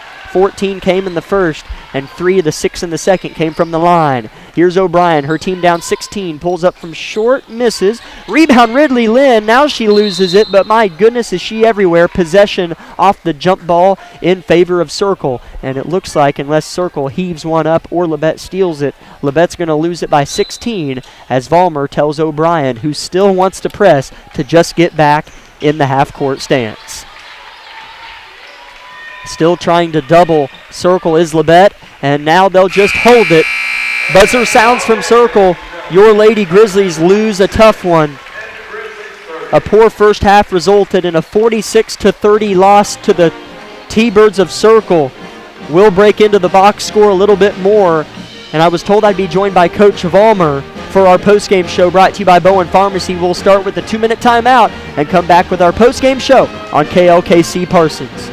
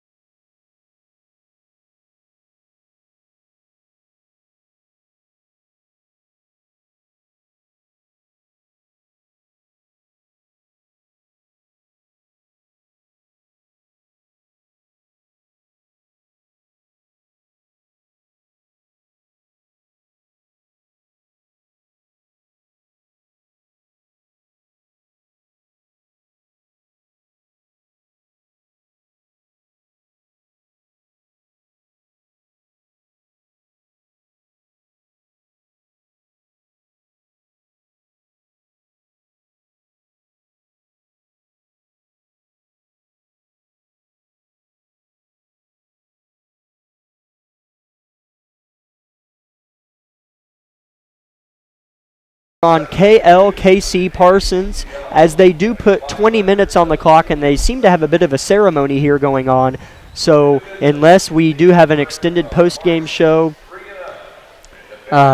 if we don't interview Coach Vollmer or anything like that, Annette, we might take a hefty break, so maybe be prepared for 8-minute timeout or something, but we'll just play that by ear. But Isabel, Labette County was outscored 28-5 in the first half, and that told the tale because Labette County responded in the second half with a 12-point third quarter that was matched by Circle's 9-point third quarter, so you beat them in the third quarter, and a 13-point fourth quarter that beat Circle's 9-point fourth quarter. So you outscore the Lady T-Birds 25-18 in the second half, but it's so hard to trail 28-5 at half and win any game.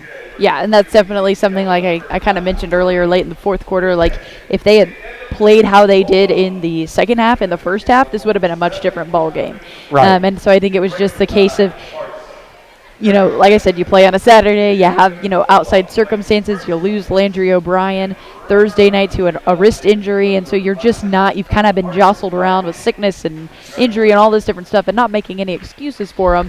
But when you come out, despite all that, into the first half and play like that, it's just kind of like, well, where do you go from here? But I did appreciate, despite them playing that way in the first half, they rebounded very nicely. They did. And that is a good sign, especially if you're Coach Vollmer, you're much happier with your team in the second half because of the response. Because a lot of times it can be easy for teams to shut down and, score 5 points again in the second half or something like that. But it was very good to see, nope, we're going to respond, we're going to play. I mean, they closed the deficit a lot, and that's something to be proud of. But it's just, how do you work on, how do we start the game like we finished it? Labette goes to 1-3 on the season, and one thing I'll say after, because this was their first true punch in the chin. Yeah. Against Bonner, you got beat by 11, but boy, oh boy, did you have a chance down the stretch. They played Bonner. That's the best Labette played all year. I mean, they beat Collegiate like 70-17, but they played really good against Bonner. Yeah, Bonner's a lot better than Collegiate, so in those terms, they played really well against Bonner. Against Mulvane, you still had a chance. Of course, you obliterate Collegiate, but tonight you really got popped. And I never once saw negative body language in any way. Yeah, I agree. I didn't see an eye roll. I didn't see a chin that was pointed down. I didn't see frustration. I didn't see anything of that sort in any realm of it take place. Yeah, and that is something at all. Another good thing, and just aside from playing, aside from any of that, it's good to see because you don't always, again, how do your teams respond in that situation? And so as a coach, I know, and an SEK play and further down the line, it's like, when we're down by 5, when we're down by 10, when it's a much closer game, I know my girls are going to respond with the right manner and attitude, because it's not easy to take a loss like that. It's easy to, let your attitude go, let your body language drop. But that's a good thing to know in the back of your head. It's like, these ladies are going to fight till the end. These ladies are going to, make the most of every situation they're given. And so it's really good to be able to see that from them. Absolutely. As leading scorer for Circle, the visitors, they had 8 different scores, or the home team, pardon me. Kaya Thornton had 20 of the 46. She was big time. That's huge. In that 28-5 halftime lead for the Lady T-Birds, as she had 14 of those 20 in the first half of play. I'll just go down the line here. Coble had 2. Dennison and Soto, as well as Sawyer with 2. Swiley with 3. Votts with 7. Had all 7 of those in a row. She went on a 7-0 run by herself in the second quarter. That hurt as well. Her and Thornton combined for 21 of the 28 of their points at half. And then at the bottom, Johnson was fantastic. I don't even know where she came from in the second half. She had 6. Yeah, that was definitely somebody that surprised us. I was like, did she come off the bench? Like, where'd she come from? It was like they pulled somebody out of the stands and were like, you're in. Yeah. But it was definitely, and if you're Coach Henry, you got to be excited about that, of going, I got bench players that can go in and perform like this. And so that was fun to see from her as well. For Labette County, Caton O'Brien, there were 5 different scores tonight for Labette. Caton O'Brien led the way with a dozen. Shelby Wilson and Ridley Cherney had 6 apiece, all 12 of those by those girls in the second half. Nevaeh Jones with 5 and Audrey Dewey with 1. So just not a pretty box score. You'd like to see Caton with 12, then someone with 10 and someone with 8. Yeah. It's just a nasty box score, and I get it. You're not going to play a game like you did tonight and have a pretty looking box score. That's how it works. When you win, your box score looks awesome. when you lose like you do tonight, it's never going to look good. But I'm just saying what would be preferable. Just a little bit more double-digit scoring on the offensive end. I think they're going to need 2 or 3 girls in double digits when they play some of those better SEK opponents to win. And that's coming up next week, Isabel.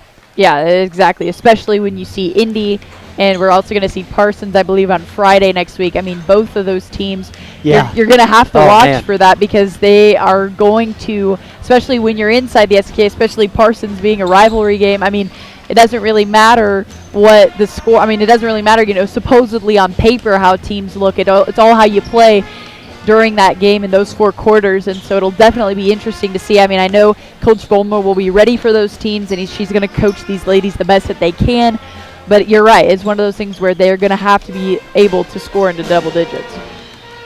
As we will go ahead and step aside for a 2-minute timeout and see if we'll be joined by head coach Brianna Vollmer for your Lady Grizzlies, who played a lot better second half and outscored Towanda in it as well after getting pummeled in that first half.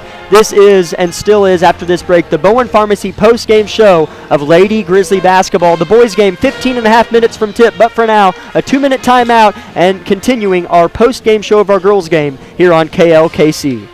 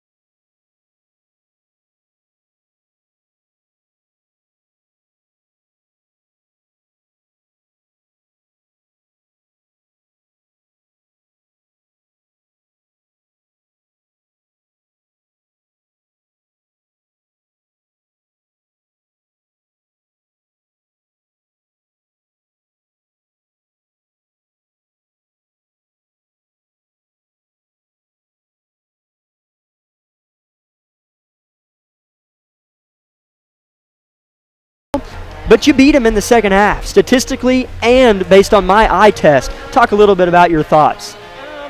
We're not going to beat a whole lot of teams playing like we did in the first half. Right. I mean, I know they were lights out from 3. Obviously, they were just unbelievably lights out. But irregardless, we didn't play hard enough.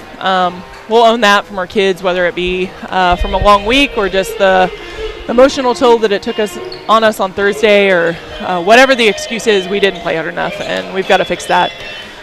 If we play with the same energy in the first half that we did in the second, we're in a completely different situation, and we just kind of sat back and waited until they attacked us and tried. I don't know. I don't have excuses for my kids. They just didn't play very hard in the first half, and then by the second half, we're in scramble mode, and then we kind of took them out of their game, and they went a little bit cold, but they still hit some big shots. But we still, offensively, we're still in some growing pains right now, I think. Right. Just in terms of our spacing on the floor and what's our go-to and what makes our motor run. And I think a little bit right now we're so focused on offense that we've got to turn around and focus on our defense driving our energy, and we just didn't do that tonight. Right, as coach, the message in the locker room, it was evident that it was going to be a different team. Thank you, Caleb. Coming out of the locker room, was that message, obviously, I'm sure, centered around that hard work? Are you going to lose by 60? Are you going to lose by 15? How did that sound? And it worked. That's what we talked about. What are you going to play hard for? If not for this moment, then what are you going to play hard for? And, we used a little bit of everything for motivation, but we talked about, you can lose this game by 40 or you can lose this game. It's about, how is this going to prepare us in the future? And we don't need to practice playing lackadaisically. And sure, I know we've got some kids that are sick and tired, but again, we told them we can make excuses all day long, but at the end of the day, are you going to play hard for me? Are you going to play hard for each other? And I think they did that. I know they responded. It's just too late. We've got to know that and understand that moving forward. As there definitely were a couple moments in that third quarter where I thought, okay, this could get interesting. I was waiting on that. Seemed like it would get to 13, 14, then go back to 18. Couldn't quite get over that hump that was a dozen points. But what did go well in the second half from a technical point of view? I think just not waiting on Coach Fallmer to call offense. I think in the first half we were just really stagnant and waiting on me to make a call, and that just can't be how we do things, just in terms of our athleticism and what offense we want to run. They can't sit and wait on me. We had no transition buckets in the first half. Yeah. We didn't even make our first field goal until 54 seconds left in the whole first half. You're not going to win any ball game. I don't care who you play. Right. So I feel like we figured out, okay, now this is how hard I got to play. And we got some quality minutes from some young kids that probably wouldn't have got it otherwise. And I think, Landry's injury caused that to happen. We never want to see that, but I do think some kids got on the floor that normally wouldn't have, and they played hard, and now they figured out, okay, this is how fast we play, and we know we can't play like that, we can't start like that, or we're not going to beat anybody. And that's what we just talked about in the locker room. Going into SEK play, like, teams are too good and teams are too hungry for wins. And, Independence, who we face on Tuesday, had a really successful first part of their season. They're undefeated going into league play on Tuesday. So we know what we got to do better and what we got to work on, and I think the kids are committed to that.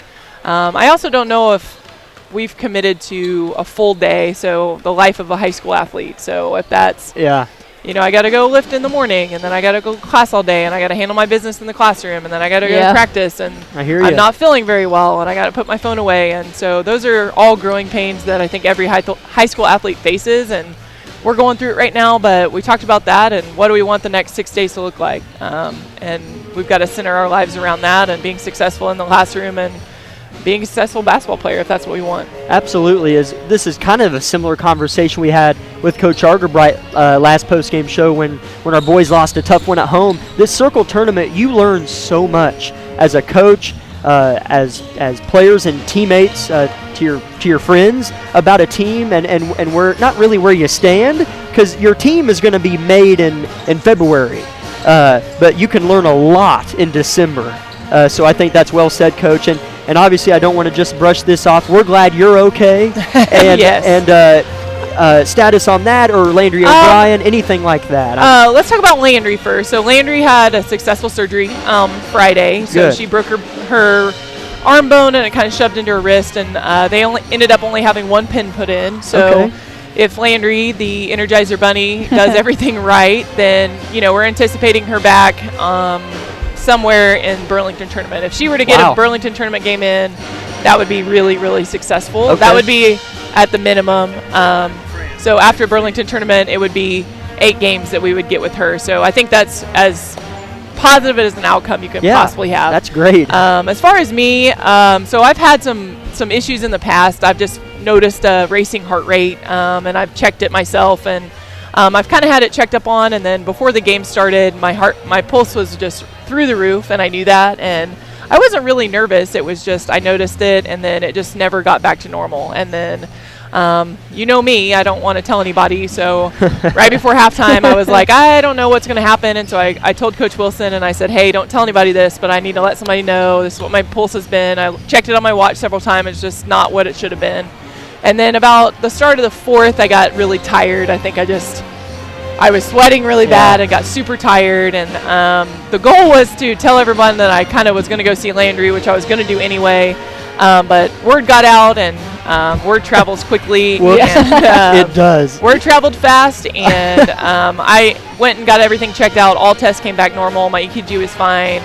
They did some lab work, and I had no damage to my heart or anything like that. Good. So we're assuming that it's SVT. I can't say that for sure, but it's treatable. I felt great today. I was a little tired yesterday, but nothing abnormal. So I'm fine. I'm great. Back on my feet. Otherwise, I probably wouldn't have been here today. So good. Yeah. Well, amen to that. Good news, Coach. Thank you for joining us. And get after it on Tuesday when SEK play starts. Right. Okay, thanks. We will. Be safe, guys. Thank you. Thank you, Coach. As we're about 6 minutes away from tip of our boys affair, we'll step aside for just a 60-second timeout and come back with our Tank Connection pregame show. We'll transition to our boys contest here on KLKC Parsons. My name is Bria, and I'm a pharmacist at Bowen Pharmacy. I'm here today to tell you about one of our patient programs, Meds to Beds. Bowen Pharmacy South is located in the medical office building at Labette Health. Our staff works closely with the doctors, nurses, and social care workers to ensure that your transition out of the hospital is an easier and more convenient experience for you and your loved ones.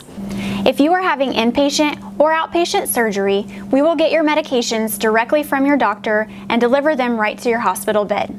If you are having a baby, we will get your medications or anything else that you may need to get your family home without the hassle of making several stops along the way. Whether you're here for a few hours or a few days, we are here at Bowen Pharmacy and Bowen Pharmacy South to care. Just ask for Meds to Beds.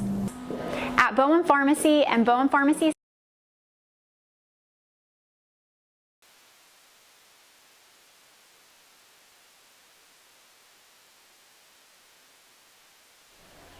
As we are back for our Bowen Pharmacy pregame show of our boys contest, it is the Grizzlies versus the Thunderbirds. Jack Leak with Isabel Redford, 4.5 Intel tip. We just got off the air and done with our girls post-game show. Interviewed Brianna Vollmer. That went really well, as Coach Vollmer's squad is definitely going to get a few things worked out before league play starts on Tuesday night in Altamont versus Independence. But Isabel, big time news here. Hudson Baker is out tonight. I heard he had the flu. Don't want to spread a small town rumor, but I know that stuff like that's going around, and heard that from a reliable source, so I'm assuming it's true. But regardless, Hudson's out. We wish the best for you. Hope you're watching. Hope you're listening. But just your thoughts on this game. You know, Labette County is coming off of a game where they were outscored by 20 in the second half and gave up a 10-point halftime lead and lost at home to Collegiate. Big, tough pill to swallow. Yeah, it's definitely something. If you're Coach Argaret, as we talked to him in the post game, I mean, it's hard to fight a loss like that, as you just can't bear to see something like that go down, especially when you're up 10 points in the first half. And so we definitely hope to see more of a progression here tonight, as he talked about, you know, saying how things are going to look and what we're going to work on and all that stuff. But you're right. The fact that Hudson's not here tonight is kind of this, okay, well, what do we do now? How do we step up? Because just because you're down one player, even though he's a big role in this Grizzly team, you still have to perform at your best, and you still have to overcome these adversities. So it'll be interesting to see who kind of steps up and plays the big man role tonight. But yeah, it's definitely going to be a good one here between the Circle Thunderbirds and our Grizzlies. You're totally right. I highly doubt. This is just to prove a point. We obviously, yes, thank you so much, Leanne. We appreciate it. Got us the Ball-In T-shirts, the Labette County T-shirts. Leanne Phillips did. So nice of her. I love these T-shirts. Oh, yeah. I do. I feel like I actually belong here, and I got the swag going. I know I can wear something other than my Jayhawk apparel. It's great. God bless. But back to what I was saying, I highly doubt Coach Argabright, and this has nothing to do. Let's pretend Labette County loses. Argabright's not going to come up here and use Hudson as an excuse. Oh, yeah. Do we need Hudson? Goodness gracious, yeah. He scored 39 points in the last 2 games and is the leader of our team.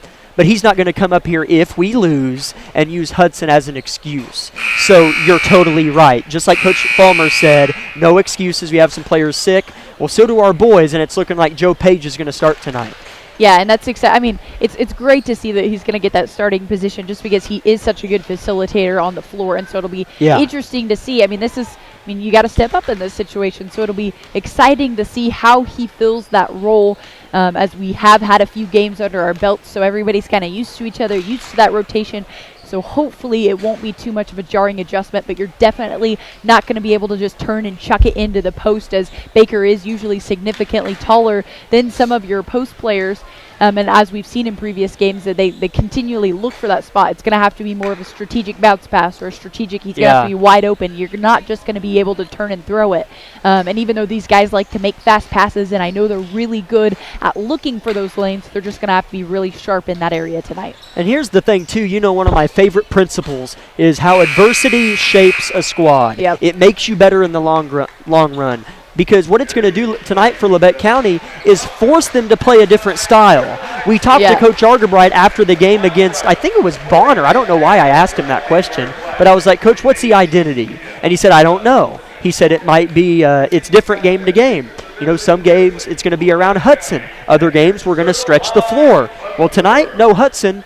We might see Labette stretch the floor, post up guards. It forces you to play differently and forces you have no option but to become better and learn from this. As the PA announcer reads off the rules and regulations and everyone rises for the national anthem, and so will we. 2 minutes on KLKC Parsons.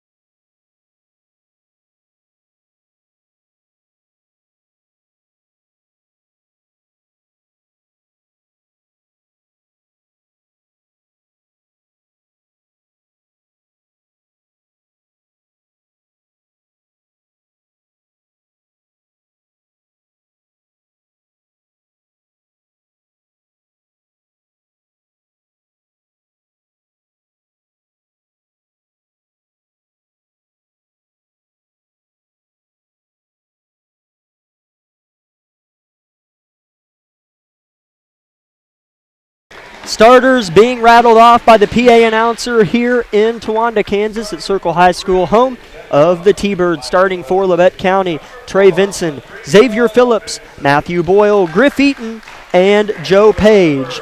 As Annette, just to give you a quick reminder, if you would please get that scene setter file ready. We'll play that here in a moment. Not quite yet. I'll send it to you momentarily just to let you know. Starting for Circle is Ethan Cohn, Nick Owls, Camden Bam, I hope I'm saying that right. I'll listen to the PA guy later. Trevor Cowman, I recognize that name. He's a senior, stands at 6'4". And Connor Chadwell, a 6'2" junior. As Isabel, these teams just kind of looking at the height, the junior, the senior ratio, and looking at them on the floor, they seem to match up pretty well.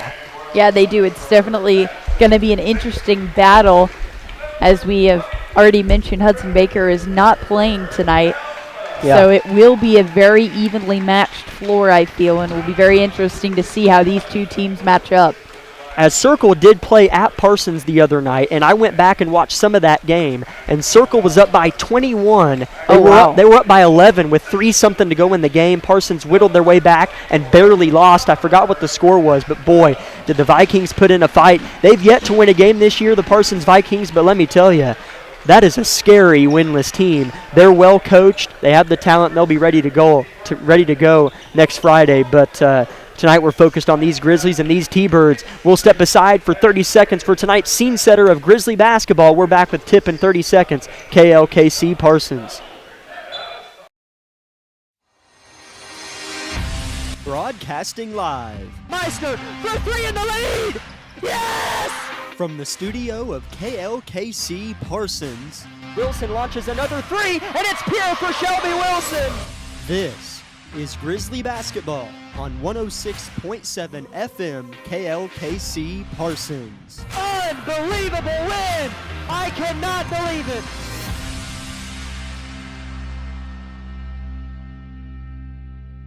Reds, white numbers, Circle, home whites, blue numbers. Band is playing up here even with us around the walkway, just down the hall to my left on the other side of the gym. Beautiful gymnasium, gorgeous setup, modern looking high school, sleek, slim, every adjective I can possibly think of. Isabel, are you ready to go? Yes, I am excited and ready to watch some basketball. As it's going to be Xavier Phillips getting maybe his only, as we sure hope, Hudson's okay for the rest of the year. Phillips getting his only attempt at the jump ball at the beginning of the game as Cowman he will be jumping against. It's 6'4" on 6'5". As they're going to make Xavier take off his arm sleeve. As I know that's something Xavier wears all the time, and they're going to make him take off his elbow compression sleeve. What's interesting is they're letting Griff keep his on. Well, I think that's injury related. It might be more of a structural support because Griff has elbow issues. Oh, yeah. As the tip's won by Circle. So here we go, possession 1 of the final night of the Towanda Circle Classic. Here's a dish inside with good deep position. Being blocked at the top by Boyle, but his putback is good. It's Cone. As a strike from the T-Birds first, as Labette County needs to respond and get something going early, as they like to push the tempo, and that's one easy way to motivate these Grizzlies. Labette County really struggled with the 3-man press that Collegiate posed the other night in Altamont. Yes. And Circle poses one similar, but not quite as aggressive. They break it. Here's Eaton to Vincent left side. The 2 guards playing at the top beyond the arc. Page is just flashing on each elbow wherever the ball is. Boyle in the corner. Dump to Page. Finally, they get it. He's a big body. Here's Phillips. And it's intercepted. Here comes Chadwell, one-on-one with Vincent. Jump stop, stutter step, layup, no good. Rebounded by Circle. Underneath is Chadwell again. Blocked by Page. He'll dish it out. Here's Owls. Gives it right back to Chadwell.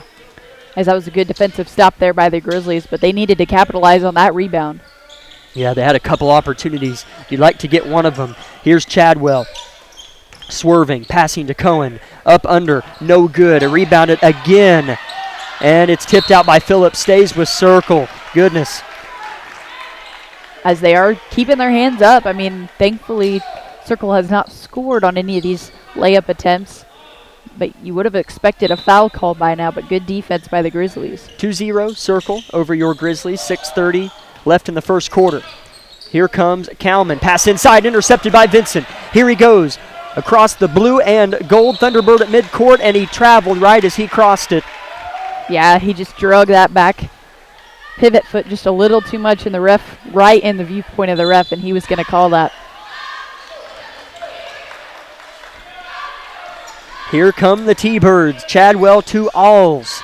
Back to Chadwell. Set play. 3-pointer straight away. Too short for Cowman on his home court hoop. Here comes Eaton. That was a much better box out by Joe Page, as he just went up and grabbed the rebound with confidence. Vincent right side. Circle coached by Jordan Crawford. Coming off a win at Parsons. Labette coming off of a loss at home to Collegiate. up by 10 at half and lost by 10. Page, left wing, straight away. You betcha! Joe Page points at Eaton, who points back. 3-2 Labette County, and they're stretching the floor. And that, yeah, they are, and that is awesome to see Joe Page just swing out on the wing like that, and he was left wide open. But you know when he's left wide open, he can make that 3 ball. Alls with the floater, no good. Rebound Eaton. Stutter step has it poked away, and Cohen's going to lay it in at the other end. Nice lay-in by Cohen as he just casually runs up 1-2 and lets the ball fly. As the PA announcer is saying Ethan Kane. That sure is spelled like Cohen, or Cohen, or Cone. But he's saying Kane. So I'll go with it. It's the home announcer for Circle, so he's got to know. So Ethan Kane with all 4 of Circle's points. Here's Page. Never mind. Boyle traveled prior to the dish inside to Joe. 4-3 Circle. Right idea by Boyle as he saw Page clearly cutting the lane. He just got to work on that stutter step. With it far sides, Chadwell comes to the top of the key. Lets a 3 rip. No good. Great box out from Joe. As we hopefully will continue to see that from him all night, as that's going to win some good brownie points in the stats book for Joe. Here's a back door from Vincent to Joe. He's blocked, fighting for it. It's on the deck. Vincent tries to get in, but he can't find. Chadwell with it. Other way. He's going to be... Oh, nothing's called. I don't mind it. Here's Eaton. Now Vincent up ahead. Behind the back. Inside, and he's going to be fouled. As I can't believe a foul or a jump ball wasn't called down here. It might have just been a clean block. Yeah, I mean, the refs are definitely a little bit closer to the action than we are, but I was expecting like all 3 whistles to blow at that. I know, yeah. So throwing it in is Matthew Boyle. Starters stay in for Labette. Phillips tosses it to Vincent. Here's Eaton right side. Spinning. He loves to pivot. He'll throw it over to Vincent, his other guard. Here's Phillips from the corner. 3-pointer. Draws back iron. Page fighting for the rebound. Here's Kalman, though. Up ahead to Chadwell. Switches left to right on the smaller Eaton. Up, under, what a pass. And the layup is going to be no good. Put back isn't either, but Kane is going to shoot 2 free throws. Yeah, Labette County just getting off kilter there as Kane was able to break the lane. That's on Eaton, the first personal. Yeah, he's definitely saying Kane.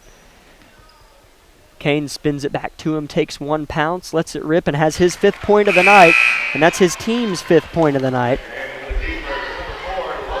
Fairly flat free throw shot by Kane, but it had nothing but the net. Marcus Young checks in for the T-Birds, as well as Keaton. Conant, you're making it hard on me. Wow. As Kane misses the second, and now they put it up. Every time I'm down here looking at the substitutions, and the guy takes a long time to put the point on the board, so I don't know if he made the free throw or not, but he did. Here's a turnover, Labette, and then a double dribble. Circle returns the favor, so 6-3 Circle. Kagan Bates checks in for Matthew Boyle, and all that kid does for Labette Bates is prove people wrong every time he gets in the game. Yes, for sure. I mean, you look at him, he's not the biggest kid on the floor, but he's definitely going to work like the hardest. So excited to see some minutes here from Bates. Here's Bates, defended by Eaton. Here's Vincent driving, now settling, head down, turns and gives to Eaton. Straight away, 3-pointers, too short, look good though. Tip to Page, layup's good! Xavier Phillips set it up, tip to Page, who laid it in. 6-5 Circle. As Page was crashing the boards as well for the rebound, and it was just right there to put it back for 2. Here comes Young, stolen by Vincent. It's 3 Grizzlies, 2-1, white jersey layup, no, and he'll shoot 2. Trey Vincent getting his paws on the basketball is going to go try to give his team the lead or the tie from the free throw stripe. As Xavier was following close behind him and was going to be there for the putback regardless, so good effort there by the Grizzlies. First free throws of the night for Labette County. Graffitin tying his shoe near midcourt. Referees let him get it done, as they're also fixing some padding at the base of the basketball hoop, as it's not like Labette County's that is suspended from the wall and the ceiling. These are more of those roll-out that you see at rec centers and things, where they're portable, and they're fixing some padding at the base. 2 shots for Vincent. First free throw is good. I'm not going to miss free throws anymore. 6-6. Yes, he looked comfortable at the line there, putting that first one away.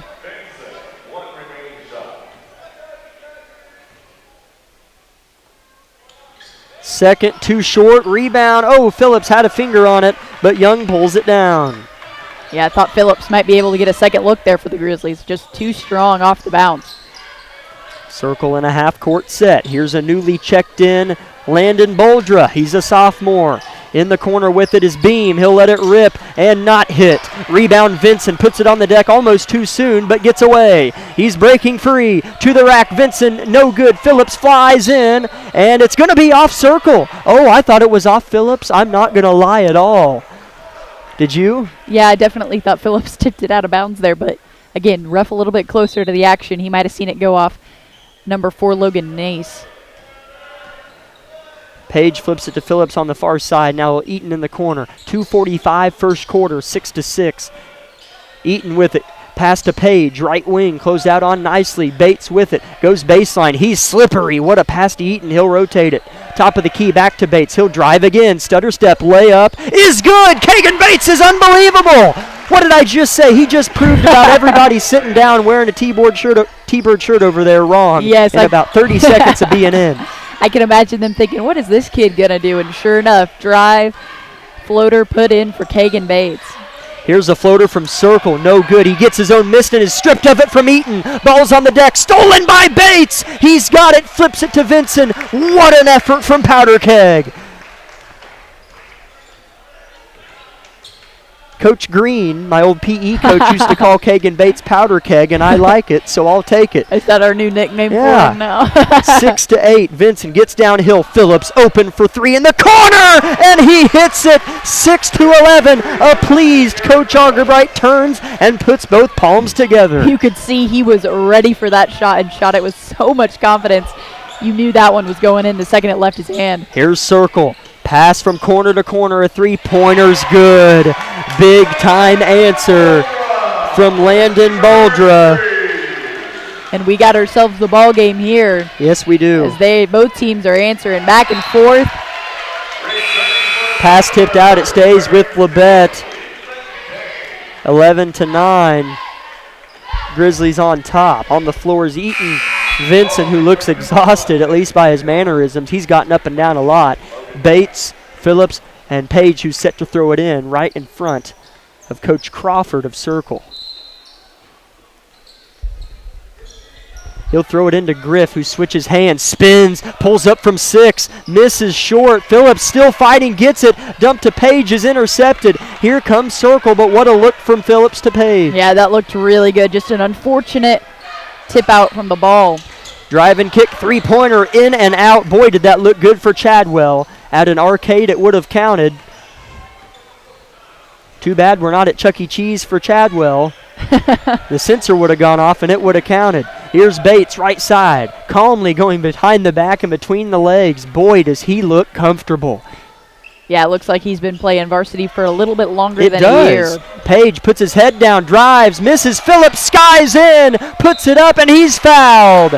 Xavier Phillips, playing Clark Kent on the court, flew in from the elbow and snagged the rebound. Yeah, and Xavier, both Xavier and Joe are kind of playing that position of being the big man down low for Baker, and they're doing a good job of making him proud. Phillips shooting two. Labette County's been so active on both ends of the floor. Phillips, particularly on the offensive glass. He knocks down the first free throw. He's got 4 and is the second leading scorer behind Joe Page with 5. Meanwhile, Ethan Kane with 6 of Circle's 9. Boldra with the other 3. 32.7 first quarter.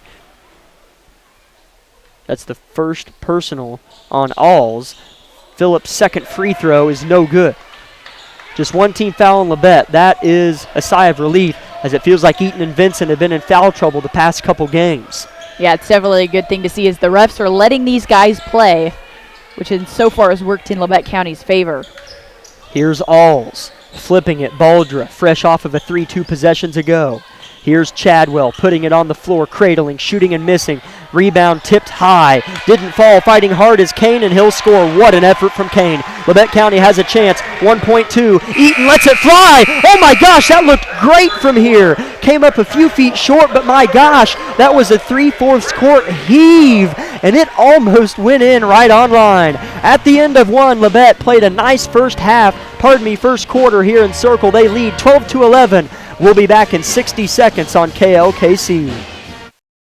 High school sports fans, follow your team live with the free ScoreStream mobile app. Just download ScoreStream to get real-time scores, photos, and awesome video from your game and your rivals. Plus, follow your favorite teams and friends. Get real-time high school sports from ScoreStream. Day & Zimmerman, one of the largest privately owned companies in the U.S. with operations across the country and internationally. We are comprised of multiple brands that put people to work, protect our freedoms, and improve the world. The Parsons, Kansas location has manufactured munitions for over 50 years for our country's warfighters. Day & Zimmerman has immediate openings for production operators starting at $18.02 an hour on our weekend crew. Work a 12-hour day shift Friday, Saturday, and Sunday and receive 40 hours of pay. We also offer competitive benefits. Apply today.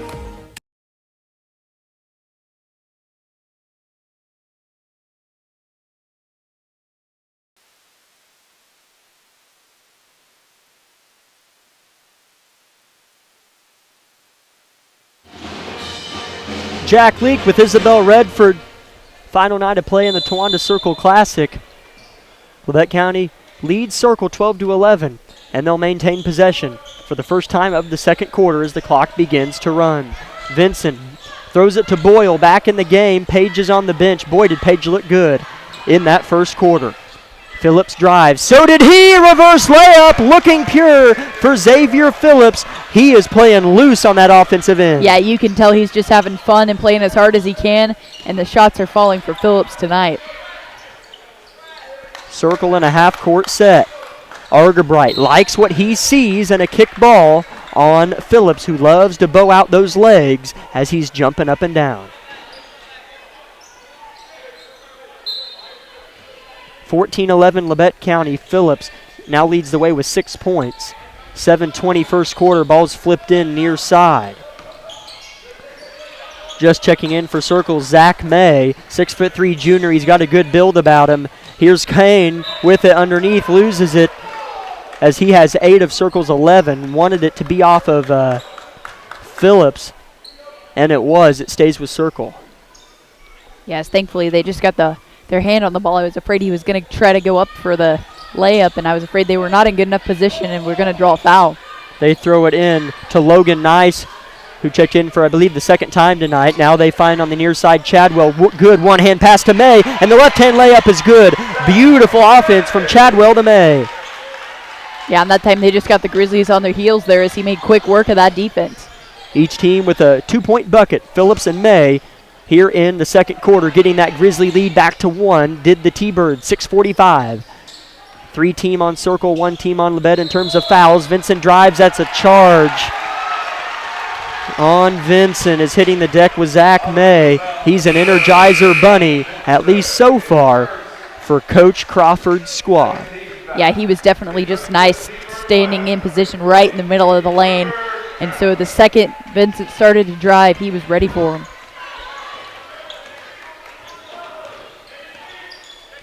As here comes Circle in another set.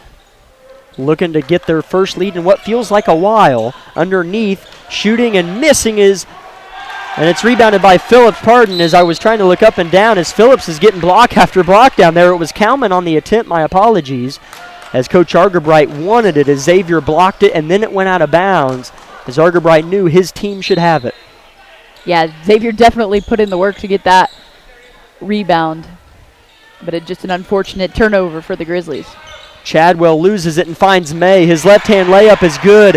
That one wasn't as pretty, nor do I think it was on purpose, but Chadwell with another assist to May. Looked like the last one exactly. Yeah, kind of just a right place, right time kind of deal. Circle back up by 1. Pass tipped out of bounds. Getting his hand on it was Kalman. Checking back in is Joe Page. He'll snag Kagan Bates. And what you can't do here is the Grizzlies, I mean, you can kind of tell Circle is gaining some momentum. You just got to keep playing your fundamental basketball like you know how, and buckle down and play how you know. As here's Eaton dribbling at that T-Bird at midcourt, finds Boyle, high post region. Heels on the three-point line, double teamed, has to go somewhere, takes 2 dribbles, 1 between the legs, switches right to left. Griff Eaton fakes left, goes right now, spins, settles, surveys, and his pass is nearly stolen, but finds his fellow guard Vincent. Eaton, quick trigger 3, too short. Vincent looked like he could have maybe gotten it, but he was beat. Here's a pass, intercepted by Eaton. Here he comes, up, under, yes! And Eaton is so good at kind of doing those away. He kind of went away from the basket, and he's so good at just giving that soft touch enough to hit off the glass and in, and that's exactly what he did there.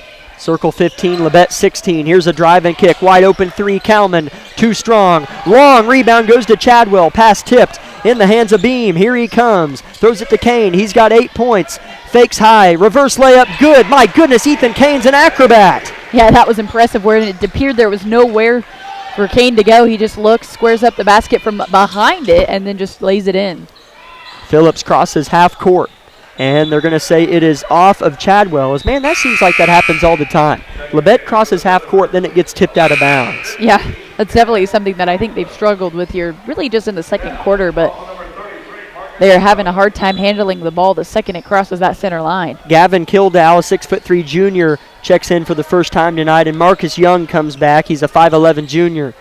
Vincent right side. Page flashing from elbow to block to elbow to block. As the ball's being worked, he's playing the 5. Here's Eaton flashing at the elbow. Vincent rotates to Phillips. He'll let it rip from deep, just off the back iron. Rebound Circle. Yeah, as that shot did look good there from Phillips, just didn't fall his way. Here comes Circle. Boyle chooses to go for the block, and making him pay is Chadwell. Circle on a little run, outscoring Labette 8-4, and they lead 19-16 with 4:19 left in the first half. We'll step aside for 30 seconds on KLKC Parsons. My name is Bria, and I'm a pharmacist at Bowen Pharmacy. I'm here today to tell you about one of our patient programs, Meds to Beds. Bowen Pharmacy South is located in the medical office building at Labette Health.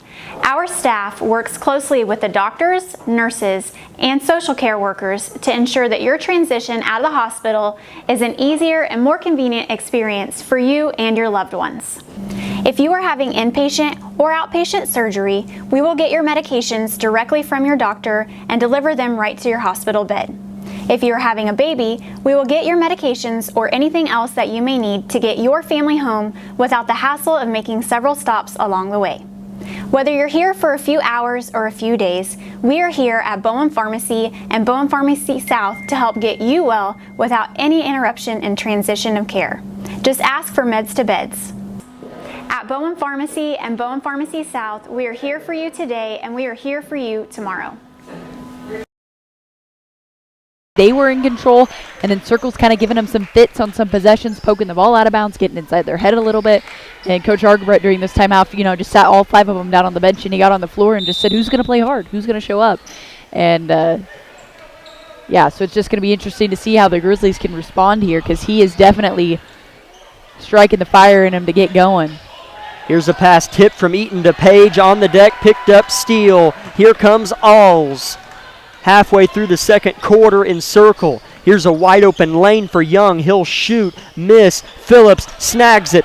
He'll waste no time. Here he comes. He has Page up ahead. That's it, and he'll find him in the corner. He'll let it rip, and he'll let it hit. 19 all. Joe Page, second 3 of the night. He's got 8. And that's exactly the response they needed there for only being the second possession out of the half, or out of the timeout, excuse me. But a good way to kind of get that momentum back in your possession. Here's a pick and roll bounce pass out of bounds. Turnover to Wanda. We're knotted up at 19. Joe Page has been fabulous on the offensive end. Yeah, it's definitely been fun to watch him. He's had no problem putting away the 3 ball, and he's been able to facilitate for his teammates as well. So far, a great performance out of him tonight. 3:33 to go. We're knotted up at 19. Circle with 3 team fouls. Labette with 2. They have been ill effect, that being fouls. Page wants it on the backside corner. Boyle with it on the opposite. Eaton, a little jab step. Vincent lets a 3 fly. Too strong. The rebound snagged out of the air by Kildow. He'll pass it up ahead to the point guard. Here's Alls. Floater, no good. Rebound, Page. He'll try to clear. Circle not going anywhere. He finds Boyle. Up ahead, it's 2-on-3, and he'll back it out very wisely, does Matthew Boyle. Yes, he knew he didn't have numbers. He's left open. He'll shoot a 3 and miss. Phillips fighting for a board, hitting everybody's noggins, and they can't find it. And now we have a jump ball possession Circle, as no one could locate the basketball. Yeah, that was interesting as it just bounced straight back up in the air, and all three, Xavier and the two other Thunderbirds, just kind of tried to look for it. Yeah.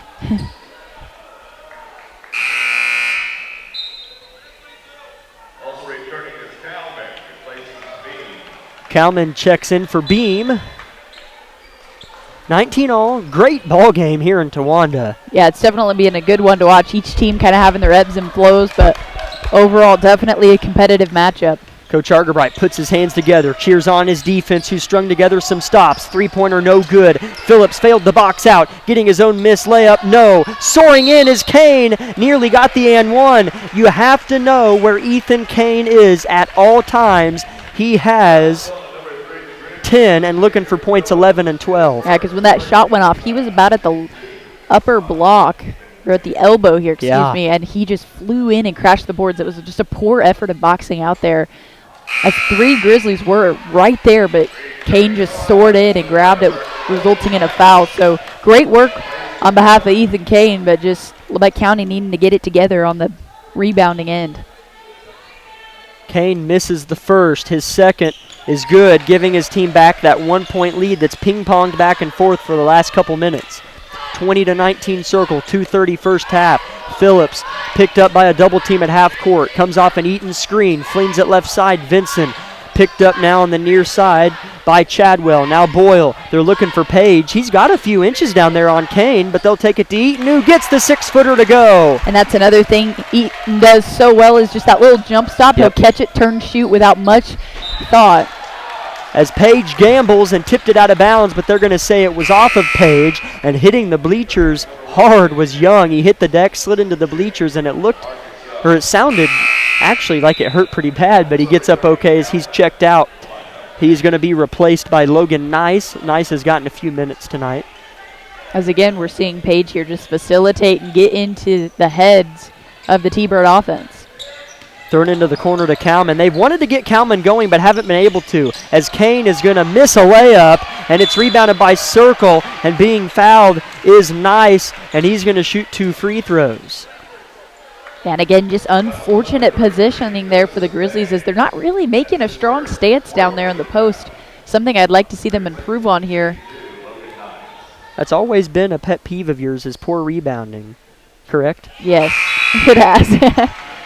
As Nice makes the first.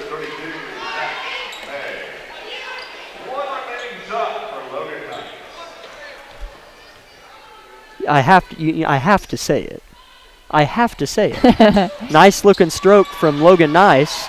Well, it's one thing if you get beat around the ball while boxing out, but it's another thing when there's three of you down there on the same team and one person still manages to rebound. As he misses the second, so we're still tied at 21, and Phillips on the other end is being fouled. He'll shoot 2. What I was referring to that I have to say is I had to make the pun. His last name is Nice. For a person like me, that's about 15 puns waiting to happen. Nice looking shot. What a nice play. My apologies. Phillips at the line shooting a pair. Man, it's quiet in here. I feel like everyone can hear me and no one's enjoying it. 21-22. Phillips creeps it over the front end of the iron and gives Labette County back that 1-point lead. 1:49 first half. Each team with 4 team fouls. That one goes on Nice. That's hilarious. His first personal. Phillips' second is good. 23-21. As free throws are definitely going to be huge, especially if this ball game stays close. Free throws are going to be ever so important for this Grizzly team. Phillips with 8. Pass into the paint. Out of bounds. Turnover. Circle. It'll be Labette County ball up 2, which feels like a 4-point lead.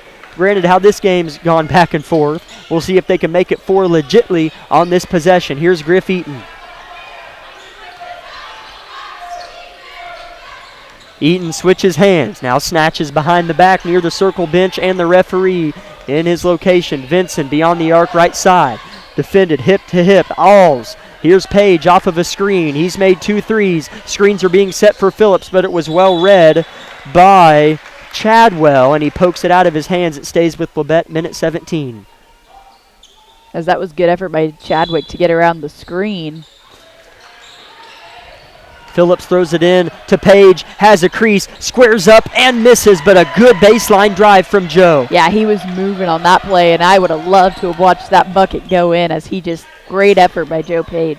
Here is Kane, defended by Boyle. Final 60 seconds of a fantastic first half here in Towanda. Labette without Hudson Baker, a three-pointer, no good. Good box out from Boyle, and it's going to be tracked down by Circle. Oh, goodness. And then Vincent's going to intercept a pass. Here he comes. 3-on-2. Bounce pass to Boyle, out of bounds. Turnover, Labette. I love that these boys are unselfish in their playing, but sometimes you just, Trey could have taken it himself, for I believe he had Xavier just right off to his left. Yeah. I don't know if he saw him or not, but that would have been a much safer pass. But still, good effort, though, by Vincent, reading the passing lanes of the Circle offense. 40 seconds on the clock in the half. Circle can tie or take the lead on this possession. Will it be the final of the half? We'll see momentarily. Coach Crawford calls in the play. Point guard is Alls. Settling down. They're going to go for the final shot. Vincent's going to let him do it. Has about a 10-yard cushion, not kidding, as he's standing near the top of the key, and Alls is near the scores table just dribbling away. Still dribbling. They're waiting on the right time to run the play.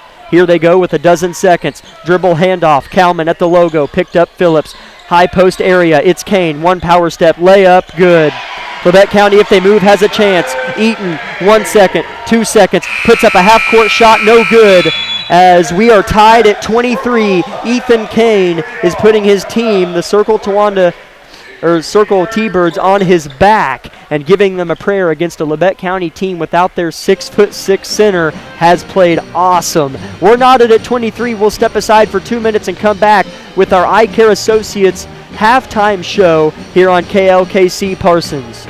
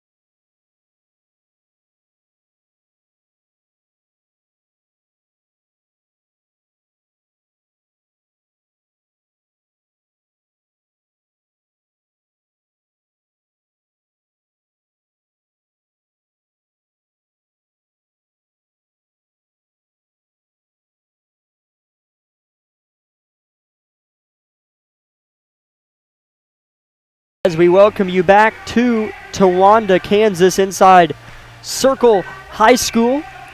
7.5 minutes until the beginning of the third quarter. We'll take our time here on the Eye Care Associates of Parsons. Dr. Gilmore, Newland, and Ray. Halftime show, Jack Leak with Isabel Redford. 23-23 after 16 minutes of play. we're knotted up. Isabel, that's about how this game should be. These teams are even, and these teams are both playing pretty efficiently. Yeah, it's definitely been a fun one to watch here. Like I said, we've seen each of them kind of take their lead with different things, and so it's been pretty exciting to watch. Kind of circle battle and then Labette battle, circle battle, Labette battle. And so while I still feel like Labette County's been in the driver's seat most of this game as far as momentum and, kind of getting them able to run what they want, it's still definitely a battle. It's going to definitely be exciting to watch here come this second half. As it seems like, and I understand this, sometimes it means you're just playing good defense because you're locking down the other 4 players. But sometimes it means you have a hard time adjusting. Yeah. But Labette County seems to do a good job of containing 4 players from the other team. And then there's that one player who scores 30 on us.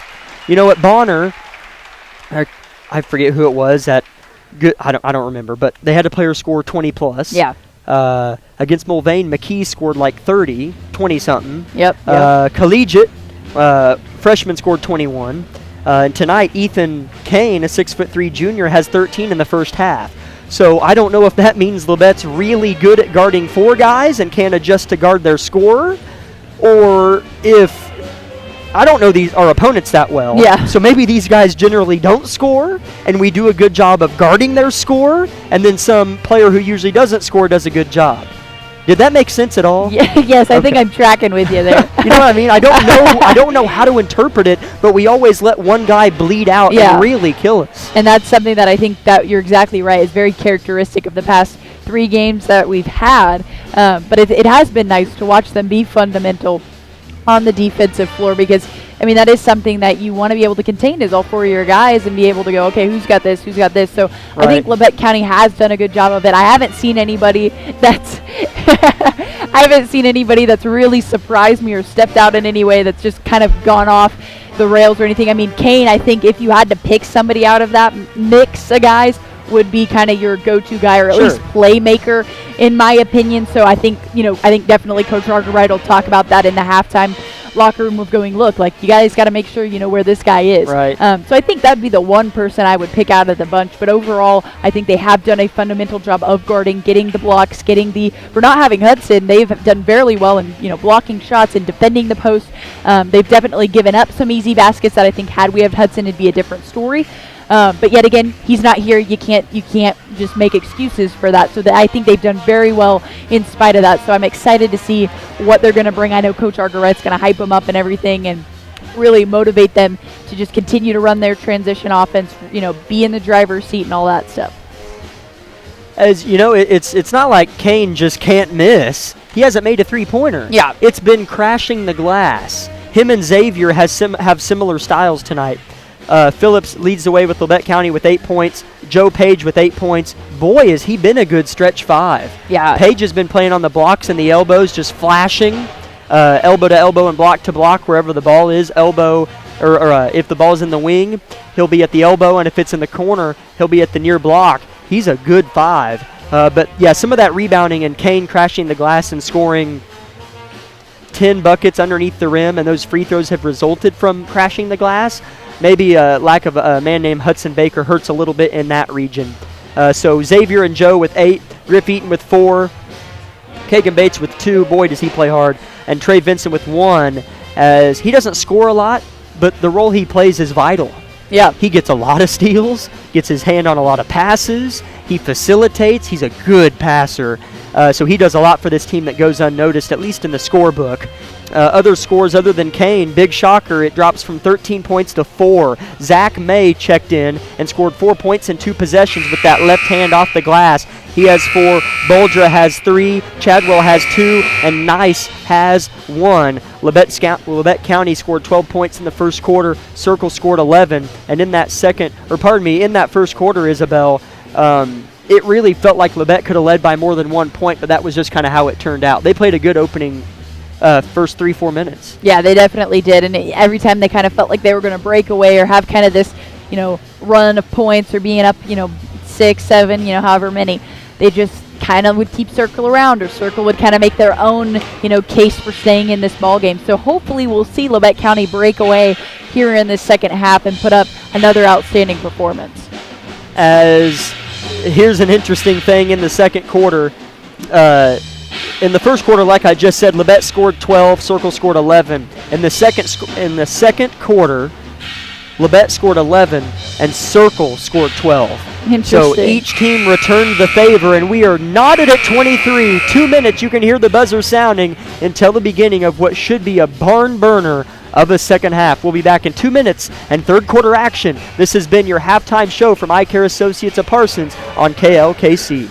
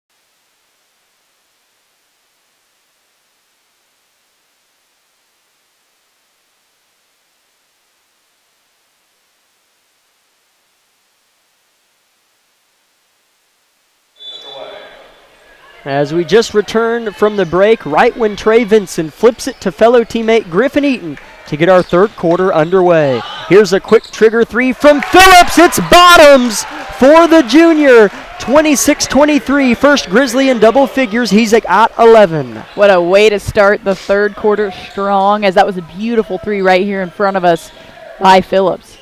Straight away on the other end, falls in. It's a three for Kalman. His first bucket of the game hit the front of the rim and fell in. Here's Eaton off the flip from Phillips on the far side. As here's a risky pass to Page, but in his hands. Flip to Phillips, back-to-back threes. Will he get it? Off to the left side. Rebound Chadwell. Still a good look, though, by Page, flipping it out to Phillips. Just didn't go his way. 7:09 third quarter. Another three-pointer off the mark. Rebound Phillips. This one shot by Chadwell. As if I remember Trevor Kalman correctly, he scored a lot on us last year. Here's a layup from Phillips, blocked at the rim, rebounded by Kalman.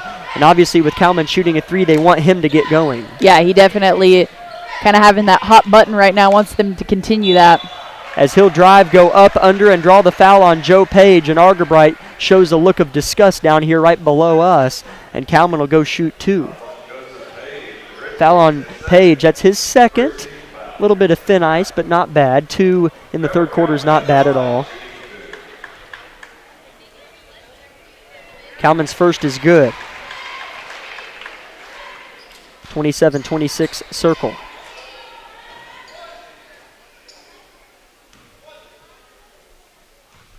One more for Kalman. Two dribbles, a shot, rattles in.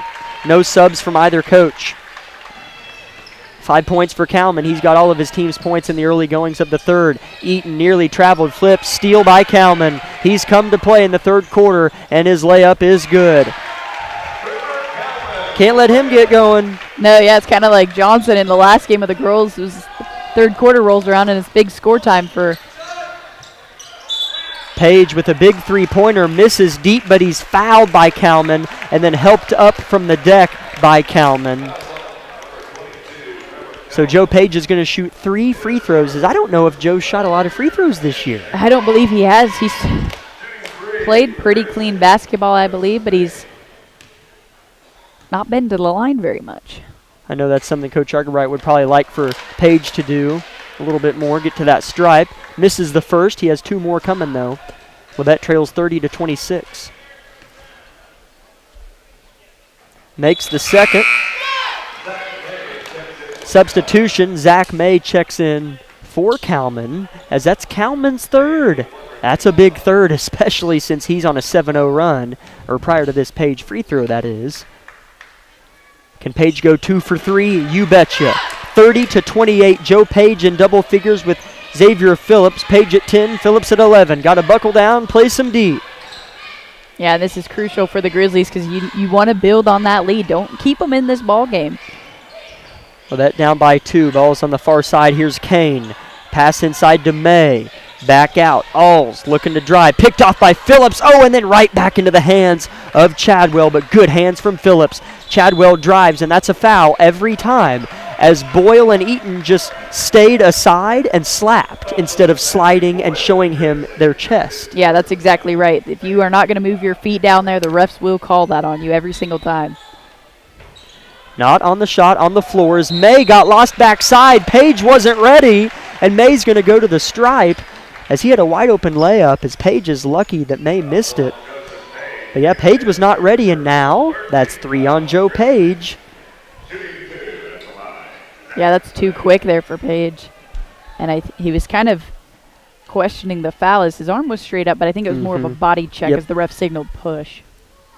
May's first is good. He's a good ball player. Yeah. Hasn't been in the game much. Kind of like you were saying, Johnson for the girls team for Towanda. Didn't really know they existed for a while. Then when they're in, my goodness, they're the best player on the floor. Yeah, that's usually a good indicator of a nice ball player is you know when they are in the game and when they're not. That's true. That's very true. He makes them both. 32-28 circle. Here's a press. Labette County a bit slow to cross this time, but they do. Eaton finds Vincent left side. He's been a good ball handler this year for Labette. Retreats. Now he'll penetrate. Back out. Vincent defended by Kane. Good matchup. Boyle's going to come set him a screen. He'll fake, drive. Good kick to Page. Short corner jumper. Off the mark. Good crash from Boyle with position. Layup. No good. And one! I said no good, as it looked like he got rim stuffed and was going to die on the backside, but it finally fell. Man, that was an awkward layup. Yeah, but it just kind of creeped up in there and just nicely nestled in for 2 there. So we'll see if Boyle can convert on the and one. That's a big and one, as it can get Labette County back within 1. It's 32-30, 5.5 third quarter. Boyle makes the free throw. Labette within just a point. And that's what you got to do here, whether you're up or down, stay close. So in those final minutes, you can hit it when it matters most. Here comes Alls running the point. A three-pointer, no good. Long rebound in the hands of Kane. Labette County has to rebound. Pass underneath, reverse layup, good from Beam. Labette County, Isabel say it. They need to rebound. You got to rebound. Got to rebound. I mean, that was just unfortunate. They were scrambling. Here's a press break. Whoops, and a travel on Phillips, as he had Page wide open in the corner where his favorite shot is, beyond the arc in either corner. Page loves those corners, but a travel on Phillips. Yeah, Phillips knew exactly where he needed to go. His eyes were up looking right at Page. Feet just got ahead of him there. Few subs for Circle. Cone is still in the game. Boldra is back in, hit a 3 in the first half. Young is back in the game. Beam in the game, as well as May. Beam in the corner, looking for May at the elbow, not open. As we're going to have, I think, a timeout on for Circle, and Coach Crawford calls it. It's a 60-second timeout, so we'll take 60 on KLKC. Labette trails by 3. My name is Bria, and I'm a pharmacist at Bowen Pharmacy. I'm here today to tell you about one of our patient programs, Meds to Beds. Bowen Pharmacy South is located in the medical office building at Labette Health. Our staff works closely with the doctors, nurses, and social care workers to ensure that your transition out of the hospital is an easier and more convenient experience for you and your loved ones. If you are having inpatient or outpatient surgery, we will get your medications directly from your doctor and deliver them right to your hospital bed. If you're having a baby, we will get your medications or anything else that you may need to get your family home without the hassle of making several stops along the way. Whether you're here for a few hours or a few days, we are here at Bowen Pharmacy and Bowen Pharmacy South to help get you well without any interruption in transition of care. Just ask for Meds to Beds. At Bowen Pharmacy and Bowen Pharmacy South, we are here for you today and we are here for you tomorrow.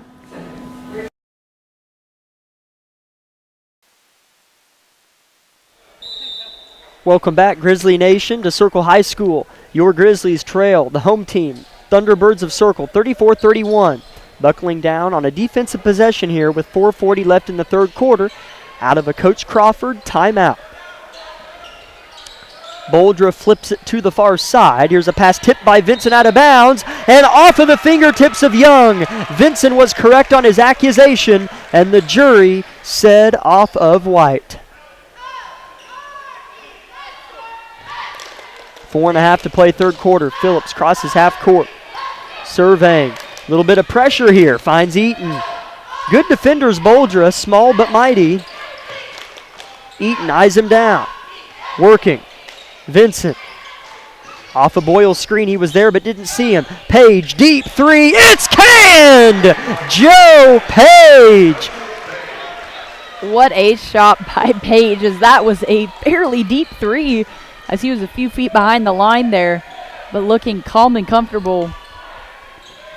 Man, Joe looks good. Yes. We're knotted at 34. I'm not surprised at all, but it's nice to see him get to stretch the floor. Here's a near steal from Phillips. Never mind, it is a steal off of Boldra's fingertips. Back-to-back possessions where Labette's got the initial touch, and then they force Circle to go get it, but they've missed both times.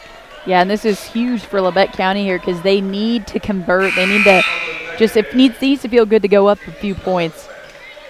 And coming off that Page three, I think they're in good position to do that. Each team with 11 points in the third quarter as we were knotted at 23 at the intermission. It'll be Labette County ball. Fresh off of Joe Page, deeper three-pointer this time, as he has 13 and 3 3-pointers, one in each quarter. He's got a nice high arc, or release rather, a good-looking shot. Here's Eaton. Fakes the use of the screen, drives off the glass. You betcha! Griffin Eaton eyes down Young as he hit the deck. You usually don't see that from Eaton, and maybe that's not what he was doing, but he sure did look Young in the eyes as he hit the deck. He definitely took up that layup confidently, so either way, Eaton nails down two for the Grizzlies. Young traveled. 3 turnovers in a row for Circle. Labette on a 5-0 run. They lead 36-34 with 3:12 to go in the third quarter. And Isabel, it's nice to see this because you didn't have the lead at half, you were tied, but Labette County lost the game in the third quarter, and they're keeping themselves in it tonight for a change in the third quarter. Yeah, it's definitely a good sign to see because they still got that fire, they're still going, they're not quitting, and they're causing more mistakes by the Thunderbirds, and they're capitalizing on them. Here's Eaton, hits the deck, goes down to one knee, but finds Vincent. Luckily for Eaton, that was a tough position to be in. Yeah, he was lucky he didn't travel there. Here's a pass intercepted by Kalman. Back in the game with 3 fouls, already having an impact, and he's fouled by Eaton, and luckily Kalman didn't get that layup to fall, and he'll have to earn him at the line. That'll be, I think, the 4th team foul in Labette, and it will be the 2nd on Eaton. Yeah, that was an unfortunate foul there by Eaton, as that layup could have gone in, so it could have been an and one potentially. Kalman had 7 straight points and then picked up his 3rd personal foul on a Page 3-pointer, and had been on the bench ever since, and that's when Labette has made up some ground, although they were never down a lot, as Kalman misses the first. Second's on its way and good. Circle back within 1. 2:46 third quarter. Kalman with 8, all of them in this quarter. Labette facing the Circle press again. Weaving is Eaton and Vincent. Eaton gets open and catches. Over the top to Phillips. Smartly looks before he dribbles. Finds Eaton. Pass was deflected but fell in the guard's hands. Good flip to Page underneath with position. Layup is good as Phillips puts both hands in a circular motion around his eyes as if, look at my vision. And that was great vision there, young fella. Yeah. Here's a deep 3 from Circle, looking to answer. Too short. Bit of a push-off on Kane. No call. Here's another 3. No good. and it's saved from Boyle, and the ball's on the deck. Vincent's going to hit it, and a jump ball is called as some aggression's being taken out on the deck by Kane and Vincent. Jump ball results in possession, Circle. Good effort, though, trying to go for the ball there, as that was a good save underneath the basket. Page up to 15 points as he leads all scorers, as Kane has been held scoreless, had 13 at the break.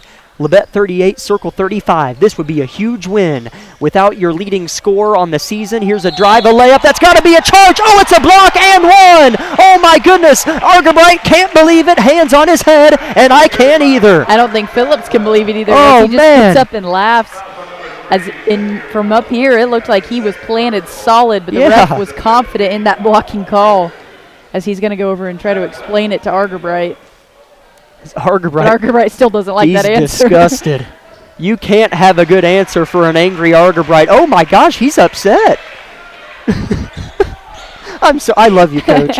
Trust me, Isabel can confirm this. I am the exact same way. Here's a layup from Eaton, no good. Saved out of bounds by Phillips. As here's Phillips in the short corner going to work. The three-point conversion was converted, by the way, so we're tied. Here's a strip and a steal. Circle looking for blood. Here's a three-pointer in the corner. No good. You can exhale. Rebounded, though, by Circle. Vincent put it on the deck too early. Ball on the deck again. Page fighting. Boyle fighting. Phillips fighting. Phillips winning. Here comes Vincent.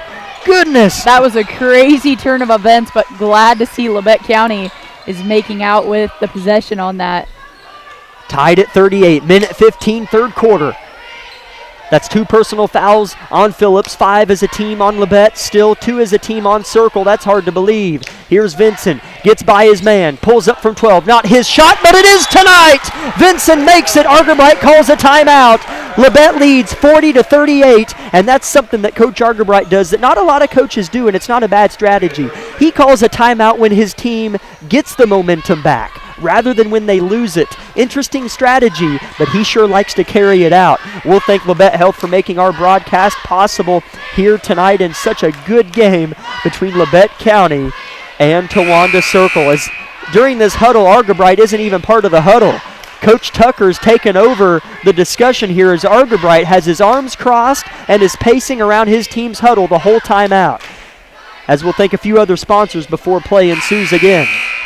Sponsors for tonight's game include Labette Community College, Forbes Hoffman Funeral Homes, Clements Insurance Agency, Labette Health, Woodworth Enterprises, Herman Lumber, Carson Wall Funeral Homes, Commercial Bank, Eye Care Associates of Parsons, Labette Bank, the Bartlett Co-op, Labette Center for Mental Health Services, Community National Bank, Tank Connection, Wood Insurance Center, the Unified School District of USC 506, the Corner Store of Altamont, Day and Zimmerman, and SEK Orthopedic. Circle with the ball, 50 seconds, third quarter. They trail to your Grizzlies by 2, 40-38. Flip inside, Kalman scores. That was a nice shot by Kalman, as that was a high arcing shot from about 6 feet from the basket, landed perfectly square between the rim. He has 10 points, all in this quarter. Knotted at 40, Eaton left side. Not a lot of subs from Argabright, as you do have a shallow bench. Eaton pulls up from the free throw line, extended, no good. Rebounded by Chadwell. Here they come. Circle looking for a lead. A near travel, I think it was. The bench wants it. They're not going to get it. Alls shoots a 3 and makes a 3. That's not going to make Argabright happy, as Alls surely traveled. And then he cans a 3 after the no call. 8 seconds. Labette now down by 3. Eaton drives, layup, no good. Rebound by Kane. He still has plenty of time. 2 seconds and a foul on Page. Yeah, and that's an unfortunate turn of events for Page, as that's going to be his 4th personal, I believe. Yep. As we'll see here. Yep, it is. As he has played so well tonight, those fouls just plaguing him. As Kagan Bates will check in for 33. 2 seconds even on the clock. So if anything, the Page foul benefits at making it harder for Circle to score. Kalman's going to get a good look, and he hits it. And that's definitely a momentum swinger right there, as all the Circle fans erupt out of the stands and high fives all around. The second he let it go, I would have put $5 it goes in, and I would have won that bet. That is a gut punch. It sure looked like Alls traveled, no call, drains a 3, Then Page picks up his 4th with 2 seconds left. An uncontested, unguarded in every way possible. Kalman drains a deep 3. Circle up by 6. That's the end of the third quarter from Circle. Brutal way to finish that third quarter. I'm just keeping it here. I feel like entertained. You can't send it anywhere I'm else. entertained. We're only 25 seconds from the beginning of the fourth quarter, but oh, man. Yeah, I mean, you just have, when it's back to back to back like that, nothing swings your way with the momentum. I mean, it's hard, but you're only down 6. You've been in the game this entire time. I mean, you can't just let it go. I mean, you can't put your head down. You can't say, oh, well, they did this, this, and this, and this. We're just going to lay down, let it go. I mean, how bad do you want it? And I know that's what Coach Argerbright is saying to his team right now is how bad do you want this ball game? Because despite, the calls not going your way, despite shots not going your way, it's definitely up to you, and they're about to decide that here in the next 8 minutes of play. Labette was outscored 23-17 in the third quarter. Kalman had 13 points in that quarter alone, tied with Kane, who scored that in the first half for leading scorer for Towanda. Those 2 threes don't go. We're knotted up at 40 apiece, but instead, Labette down by what feels like a lot. Here's Bates driving, shooting, missing, rebounded by Kane. And it's off his foot, out of bounds. I think he just dribbled it off of his foot. Yeah, I actually, my gaze had shifted to the other end of the floor because I was waiting to watch him play defense. But I think it was just an error on Kane, so we'll be back with Grizzly ball. As that's a gift. Yeah. As here's Eaton off the inbound. Gives it to Vincent on the left side. Picked up by Alls. Calls for a screen. Who will he get it from? Nobody. He'll drive, and a foul on the floor on Circle. As he called for Boyle to come screen, but he never did. Yeah, I'm not sure. At least I think. Boyle, I saw that too. I'm not sure Boyle didn't hear him or was trying to follow a separate play, but he just didn't get over there in time, so Trey had to try to take it himself. Phillips will throw it in. That's 3 team fouls on Circle. That surely doesn't help Labette as they have 6 team fouls. Circle's in the bonus. Vincent drives up, under, almost got the and one. He'll shoot 2 free throws. There we go. That foul counts evening out just a touch. Now 4 team on Circle. And the last foul was on Alls. That was his first. And this 4th team foul is going to be the first on Beam. Yeah, that was a nice drive there by Vincent. Just didn't fall his way. But still, great effort. I mean, you're continuing to see the Grizzlies fight here. Vincent misses the first, and May checks back in. I think it was Chadwell that took a seat. Yes. And Vincent makes the second. Vincent with 4 points, but man, he's been huge. You can't take him out of the game. You got to leave him in there at all times as he's that man. Steal by Eaton. Here he comes. It's him and Bates. Pass to Bates. Layup blocked. But that's okay. Labette will get to throw it in under their own rim as Argerbright winks at Bates and gives him a thumbs up. Yeah, as you can't be, I mean, in that case, Bates just didn't get a full look at the basket, and May was able to come in and block it, but still, good effort there by the Grizzlies. Timeout Circle will take it with them. Labette within 5 and the ball when we return. 30 seconds, KLKC. With many years of combined experience, Eye Care Associates of Parsons has set the framework in providing comprehensive eye health examinations for all ages and routine vision care for families throughout the 4-state area. Our optometrists and staff provide remarkable care with state-of-the-art technology to help with diagnosis and management of eye health conditions. Give us a call or visit our website to schedule your next eye exam. Eye Care Associates of Parsons. Experience modern eye care.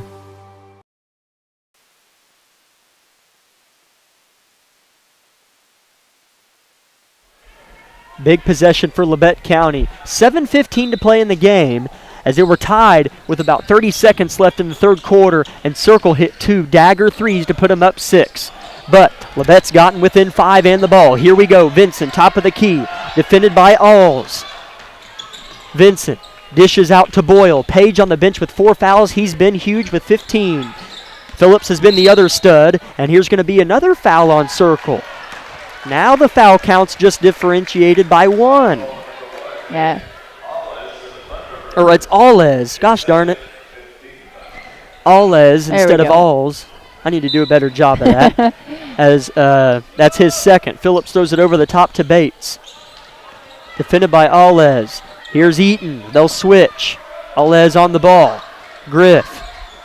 conducting the train. Here we go. Gets downhill, retreats, bounce past Bates, has a lane, jump stop kick. Vincent gives a head fake and rotates. Good pressure defense from Circle. Bates drives, nearly traveled. Phillips with a three, in and out, and nearly back in. Man, it looked like it was going to fall. I definitely thought we were getting ready to hear 3 over the PA system, but just an unfortunate bounce out from the shot from Phillips. Back in the game is Chadwell. He'll back down Eaton, shoot a fader, miss a fader, rebounded by May, put back good. Oh, reliable. Every team has one of them, and that would be Zach May, looked at the wrong first name, for Circle. Yeah, he's definitely put up a performance tonight, as you have been able to tell when he's in and out of the game. Circle's first bucket of the fourth quarter, though, and Bates is going to be stripped of it. Wanted a foul. Argerbright, palms in his face. Labette down by 7. Doesn't feel like it. Circle can hit him hard. Phillips will block it. Rebounded by Vincent. Big block from Phillips. Here comes Griff with 5:40 and counting, down by 7. Got to score at some point soon. Nice bounce pass to Boyle. Layup, good. What a bounce pass. Vincent is an underrated passer on this team. Yeah, like you said earlier, he might not put up a ton of scoring every game, but he is a facilitator and can see the court extremely well. So nice work tonight by Vincent, and that pass being part of it. Boyle with 5 and Labette within 5. 5:15, speaking of 5s. And here's a fader from Kalman. It's good. He's got 15 in the last quarter and 3 minutes of play. Unbelievable. Vincent quickly the other way, touching the paint. Up, under, and almost caught the and one. And he'll shoot a pair of free throws. Fouls on May, and the foul counts evened out at 6. Refs did a nice job of doing so, as it was 6-2 for a while. That's his first. Vincent's first. Bends, shoots, makes. And this is good. One thing, while they haven't made all their free throws tonight, they have done very well. They have done a really nice job in putting the free point away tonight. As Vincent misses, so they're 9 for 14. He made that, they would have been 10 for 14. Yeah, that's not bad at all. Pretty darn good. Labette is within 6. 5 minutes and counting now. Vincent on the ball, defending Boldra. Back in the game for Coach Crawford's team. Pass inside, and being fouled is Kalman. And that's going to be, they're going to say he was shooting? You can't prove that. He was turning to look to the corner as if he was going to pass it, but maybe it was because of Vincent. I get it. And so Kalman will shoot 2. It might not matter as good of a shooter as he is, as he makes the first. He has 16 points and didn't score, didn't even really have a presence in that first half. Wasn't in foul trouble, nothing of the sort, has just come alive in place of Kane, who hasn't scored in the second half. He makes the second. That hurts Labette just a hair, as they're down 8. Goodness, that feels like a lot. Yeah, especially with time ticking away here in the fourth. We're now at 4:30 to go. Vincent with the stutter step drive. Right-hand layup is good. That's a pretty move. I wouldn't mind seeing more of that from TV. 52-46. Yeah, he's definitely tried to drive and tried to get that ball to fall for him, and so that just paid off for him. What a pass. My goodness gracious, as May is going to lay it in, but the feed from Boldra was probably the best of the evening. What a great pass from Boldra, as we have a foul on Circle, so it'll be 1-1 for Labette County, as Joe Page playing with 4 fouls back in the game. You got to have him in there, as he has 15 leading the way for your team, and it's Vincent shooting 1-1. What a pass. Yeah, that was impressive there by Boldra. Vincent makes the first. Big time there from Trey as the clock isn't moving and Labette's scoring points. As we talked about that earlier, we didn't know what the score would be towards the end of this game, but as we're seeing, free throws are a big deal. Vincent has split every pair, including this one.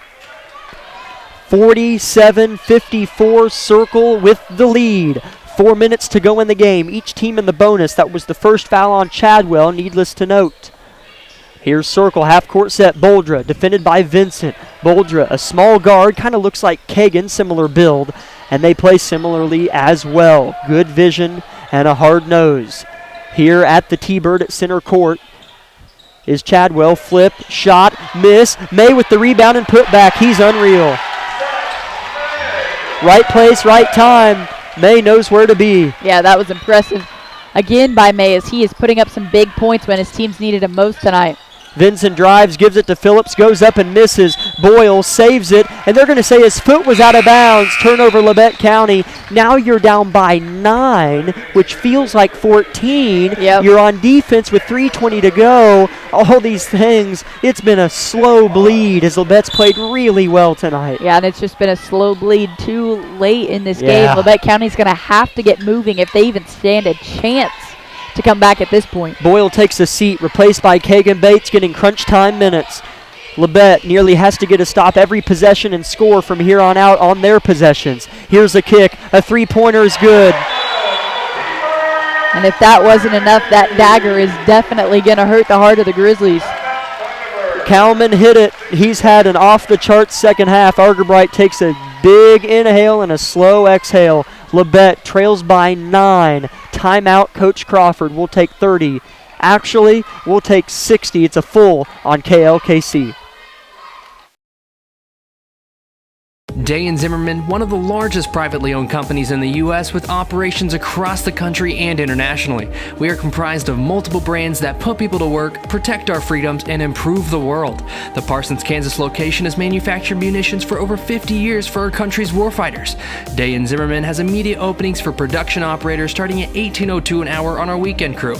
Work a 12-hour day shift Friday, Saturday, and Sunday and receive 40 hours of pay. We also offer competitive benefits. Apply today.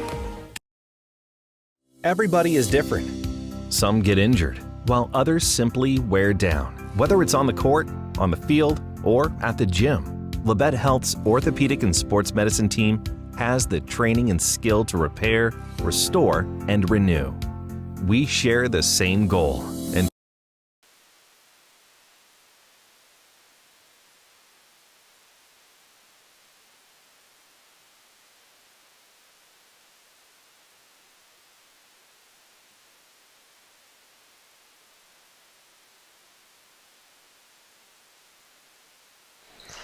Griffin Eaton with the ball. You haven't missed any action. Don't worry. This is just the first possession of the final 3 minutes as Labette trails by 12 points. Here's Page. Good backdoor from Vincent, and the layup is no good. Came up just short.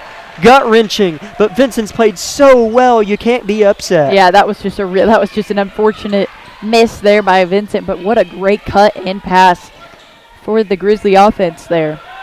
Kane defended by Page. It has been the Kalman show. Yes, it that has. That sounds like it could be a show. The Kalman Show. Well, I just watched a cool. movie called The Truman Show the other day. That's so. Cool. Yeah, Circle's just kind of burning some clock here, as now here's a trap on the short corner. A flip is tipped, nearly picked by Vincent, and then recovered, and then thrown away. Turnover, Circle. Way to stay with it on the defensive end for Angry Red. 59-47, 2 minutes to go, fourth quarter. Yeah, definitely a step in the right direction if you're Labette County. But time is not on your side right now, as you've got to get moving. Kalman has 20 points in the second half alone. Wow, that's impressive. Vincent deep, defended by Alez. Gets by him, up, under, hangs. I hope he's okay. He winced and is holding that right knee. He's got a brace on it, and he'll shoot 2 free throws. Boy, has he played hard. Yeah, he has definitely put up a performance tape for other teammates to scoring himself. Makes the free throw. As I mentioned earlier, Trey has shot 8 free throws. This was the 9th, and he split all 4 of the previous pairs. So hopefully he can go 2 for 2 on this trip.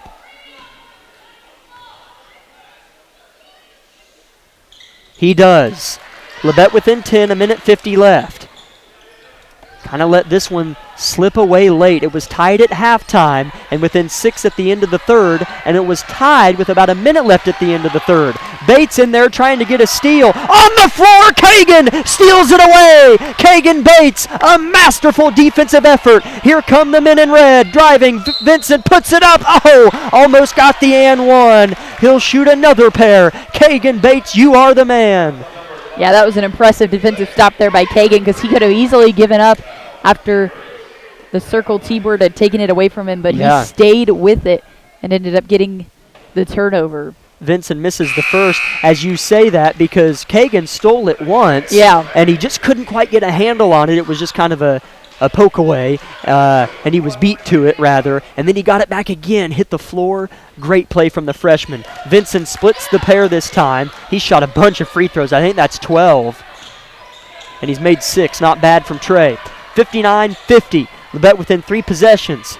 Minute 20. They're going to have to get a steal. Timeout, Coach Crawford. For the last time tonight, we'd like to thank Labette Health for making tonight's broadcast both on YouTube and on the radio possible. Other sponsors, again, before I hand it over to Isabel, will remind you our Bowen Pharmacy post-game show, and I believe we'll have an interview with head coach Bradley Argabright at the conclusion during the post-game show. But other sponsors include Labette Community College, Forbes Hoffman Funeral Homes, Clements Insurance Agency, Labette Health, Woodworth Enterprises, Herman Lumber, Carson Wall Funeral Homes, Commercial Bank, Eye Care Associates of Parsons, Labette Bank, the Bartlett Co-op, Labette Center for Mental Health Services, Community National Bank, Tank Connection, Wood Insurance Center, the Unified School District of USD 506, the Corner Store of Altamont, Day Ann Zimmerman, and SEK Orthopedic.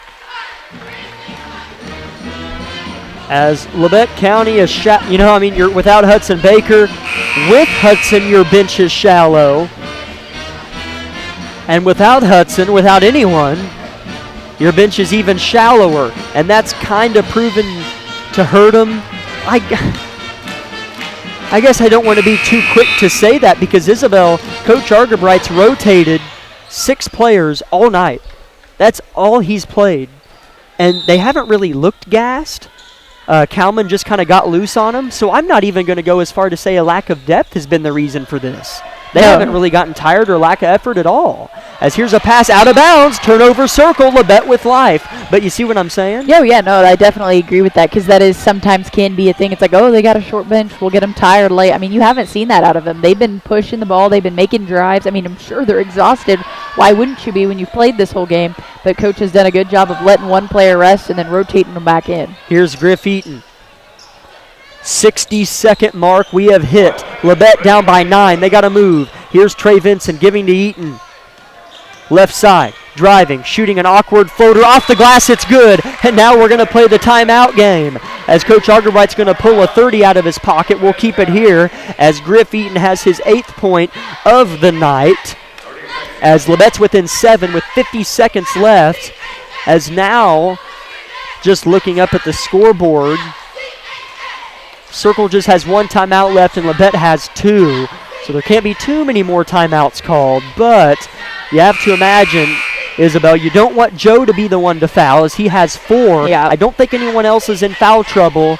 But Circle's turned it over the last 2 possessions, just throwing it around. Yeah, I don't know I think Circle's kind of gotten comfortable with their lead, and with that comfort kind of can come some carelessness here and there. And so I think that's part of the reason we're seeing those turnovers. But yeah, I mean, especially if Labette County can get a steal off a press or they can cause one of those turnovers to happen, I definitely think you're going to see Labette County battle here in this last 51 seconds. Barrett Heston checks in for the first time tonight. 51 seconds left. Joe Page has a seat. They get it in. Here comes Boldra. He's a speedster across half court and is fouled by Eaton from behind. So it will still just be a 1-and-1. As that's just Labette's 8th team foul. Circle has surged past them in the foul count at 9. It was 16 fouls to 2 in favor of Circle earlier as Labette had the 6, and it has just been all Circle fouls since as Kagan Bates has a seat replaced by Joe Page. Because why wouldn't you put Page in with this 45 seconds left to go? I mean, just put him in and see what he can do. As he's definitely been the 3-point shooter. Yeah. Boldra's front end is good.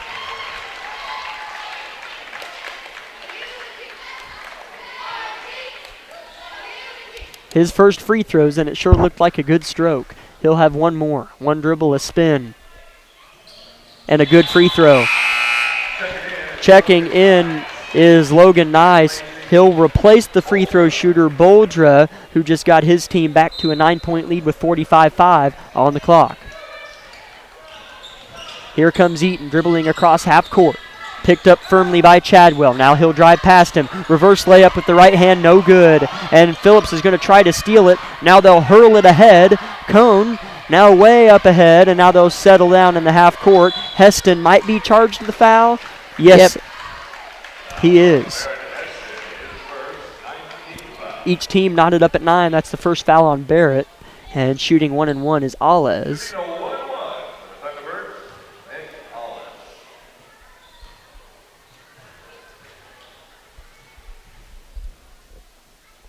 His first is good. His Circles shot free throws really well tonight.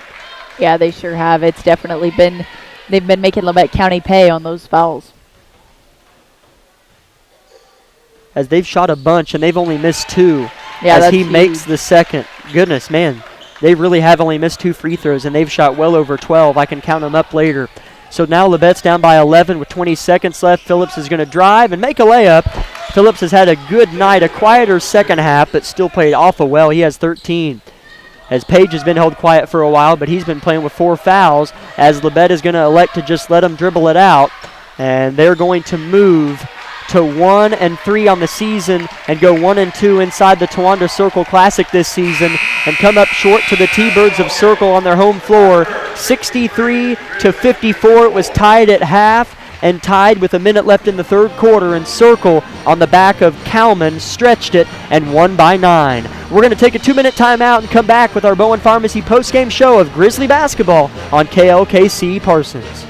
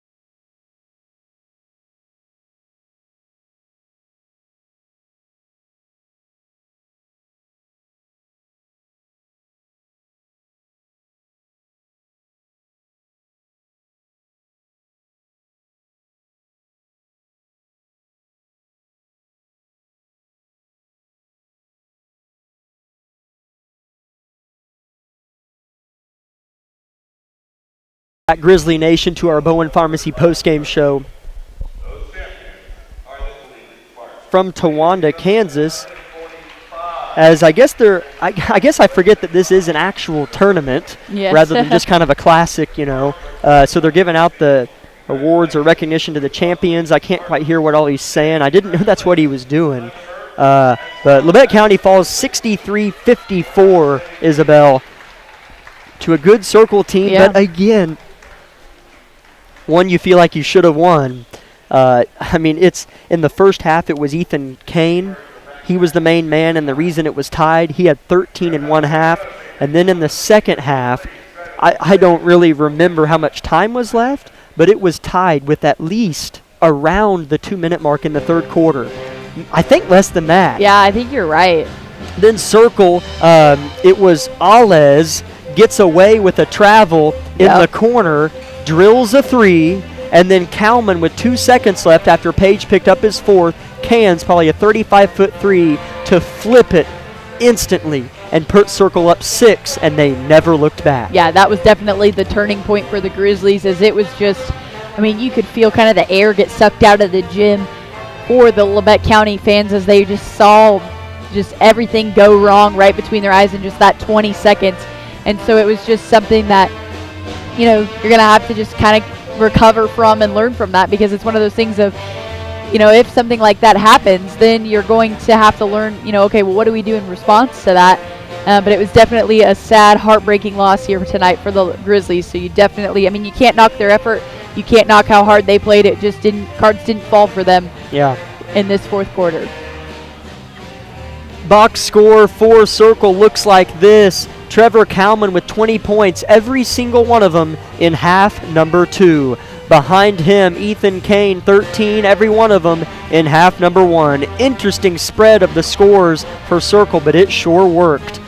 And I got to tell you, my silent MVP for Circle is Zach May. He had a dozen points, and every one of them had to have been, in the fourth quarter, he had 6 straight points, and all of them had to have been off of missed rebounds from Labette. Yeah, he definitely was somebody. It was like every time the ball missed, he was right there to put it back in, and that was definitely something Circle took advantage of, so they've got to be very happy with May.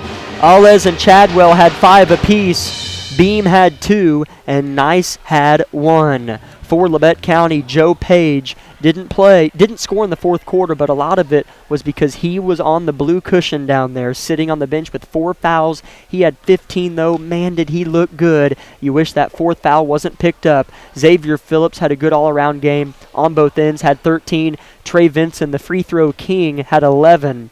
And Griff Eaton had 8, Matthew Boyle had 5, and Kagan Bates had 2. The box score quarter by quarter looks like this. First quarter for Labette, they outscored Circle 12-11. Second quarter, Circle returned the favor, outscored Labette 12-11.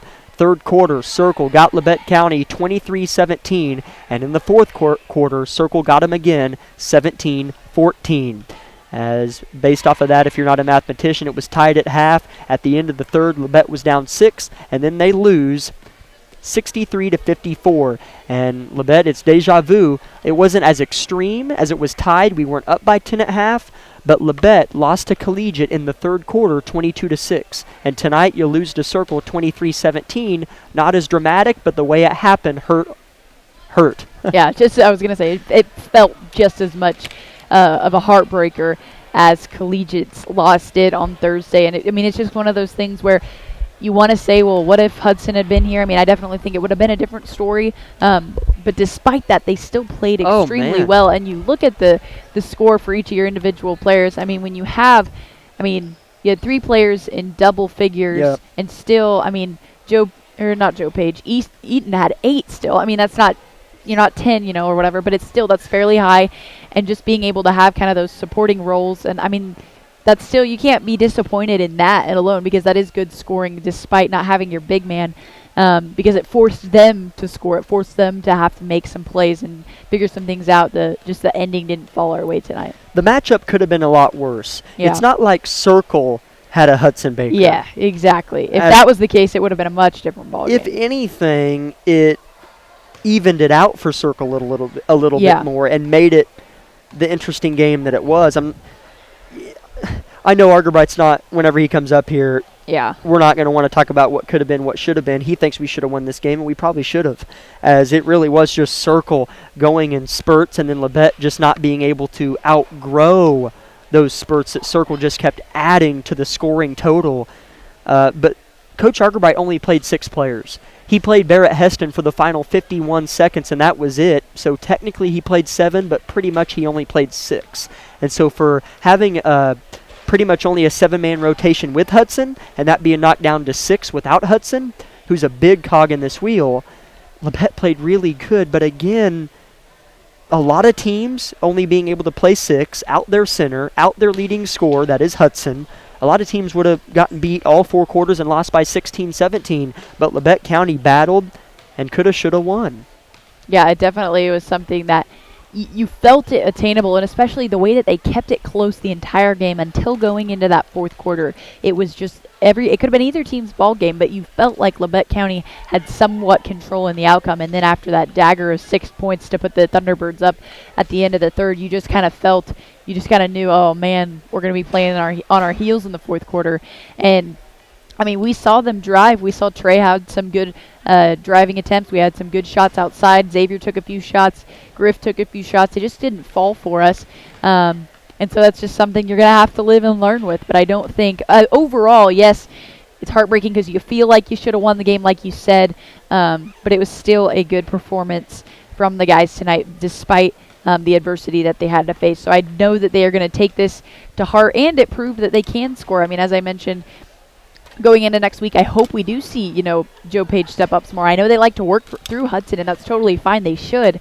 But I hope it gives our players some more confidence to go, oh, yeah, we can score the ball too. Right. And we see this score plus Hudson's moving into when he does come back. Like, I think that would be nice to see. As it's so hard to be able and predict what would have happened, it's impossible. Yeah. But Labette County was forced to play a different style tonight. And they did it really well because Joe Page was playing a bit of a different, he was at the 5 a little bit, a stretch 4, a stretch 5, because he scored a lot from outside the paint and beyond the arc. But I don't think Circle enjoyed having to match up with the team where they had bigs, but there was no true big. That's tough to go against. Joe Page is good. Yeah, he's really good. And he's going to be good for us. As we'll just go ahead and keep running our post-game show from Bowen Pharmacy here tonight as Argerbright makes his way up the steps. As we'll go ahead and get him that 3rd headset. There's a couple things for you, Isabel. Thank you.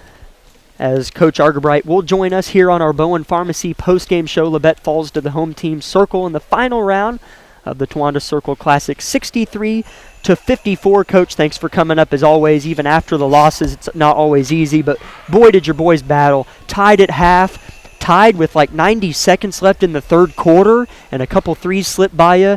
Initial thoughts? I thought the boys played hard, especially being down one of our guys tonight. We talked about who's going to step up, and I thought I played about 6 tonight. I thought that all 6 of those, and Barry played a little bit at the end there. They gave me everything they had. That's all I asked them to do. We've got to shore up the offensive rebounds. That's the one thing that they really got us on. Yeah, it is. As you know, you had 3 guys, at least from my unofficial totals, in double figures. Joe picked up a 4th foul that was inconvenient, but man, was he on a roll. Joe Page has been good for us. Yeah, he's been a great addition to our ball club. He looks to score. He's got a great shot. Really happy with how he scored the ball tonight. But he still needs to work on his defense, and that's one thing he can shore up. But that's our whole crew. Excuse me. We've got to work on that defense and work on our offensive rebounds when we come back and be ready to go on Tuesday. As coach, there's always going to be, in every game, win or loss, a score from the other team that bleeds out and scores 15-18. But it was that Kane kid in the first half with 13, and then in the second, Kalman blows up for 20. Just talk about how were you focused on stopping Kane as he was crashing the glass a lot, or anything? Our goal tonight was to hold 22, the Kalman kid, to 10 points. And first half we played really well. We talked about getting a hand up and knowing he could hit that first one out of the break, and that probably helped his confidence tremendously. But he's a great scorer, an all-league kid coming back for them. The number 0 kid, he just killed us on the offensive glass that first half. It wasn't like he was just shooting lights out. Right. Hitting a lot of layups. So, that Kalman kid really helped them out that second half. Obviously, he had 20 of about 40 points there in that second half. But just had to try to slow him down. But he hit some tough shots. And, that deep one at the end of the 3rd was a real backbreaker. Yeah, it was. Yeah, and Coach, your boys battled hard. They played good tonight. And, of course, we definitely miss seeing Hudson Baker out there on the floor. Kind of talk about, what did you guys have to do and adjust? Because you're forced to play a different little bit of a different style, not having him on the floor. So talk about how you guys adjusted to that. Yeah, we went out to more of a 5-out look where we usually go 4 out, 1 in. So we changed some things up. They played a little bit of a matchup zone, so it didn't affect kind of offensively what we did.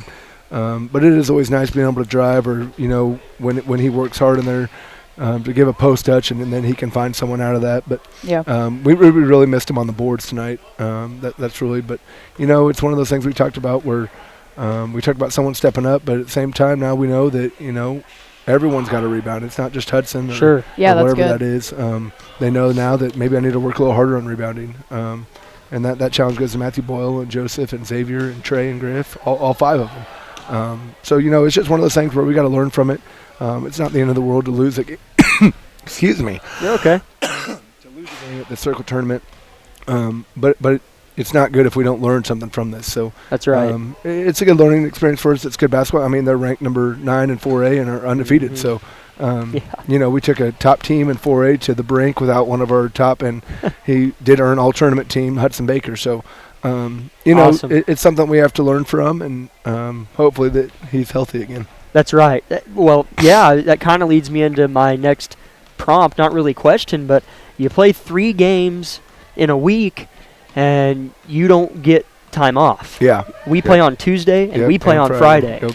And we're going in. And it's Independence. They return a lot of starters. I feel like it's a good matchup with them. Easton Ewing, hopefully Hudson's back a little bit. Yep.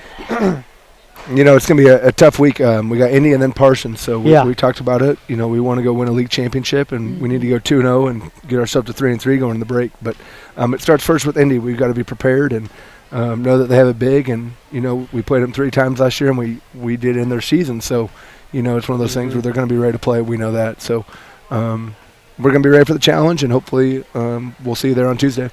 As we know, it's getting late. We've had a lot of those this week. The bus is warm for you, Coach, but I don't want to be the one to let you or prompt you to stop talking. So any final thoughts before we talk to you on Tuesday? Nope. I appreciate you guys coming out. Hopefully we have a great crowd on Tuesday. It's going to be a great atmosphere in front of our home crowd. And go Grizzlies. Thanks for everyone for following tonight. Absolutely. As league play, as Coach mentioned, will kick off. Thanks for joining us as always. League play will kick off on Tuesday, and then right back in it Friday as we host those rivaled Vikings. So from Towanda, Kansas, it's Jack Leak with Isabel Redford. Both Grizzly teams fall. Couple heartbreakers tonight. Not the best performance from the Lady Grizzlies, and boy, the boys feel like they should have pulled that one away. Isabel, any final thoughts? No, it was definitely a fun night, though, to come out and support these Grizzlies. We're thankful for all the fans that did travel out here, and we hope to see you guys all next Tuesday as we take on the Independence Bulldogs at home. Pregame will be around 5:45, tip at 6. Boys to follow for Isabel Redford and Lucas Hayward on the live stream. I'm Jack Leak. Thank you all for tuning in, and we hope you enjoyed tonight's broadcast of Grizzly basketball on KLKC. And as always, God bless.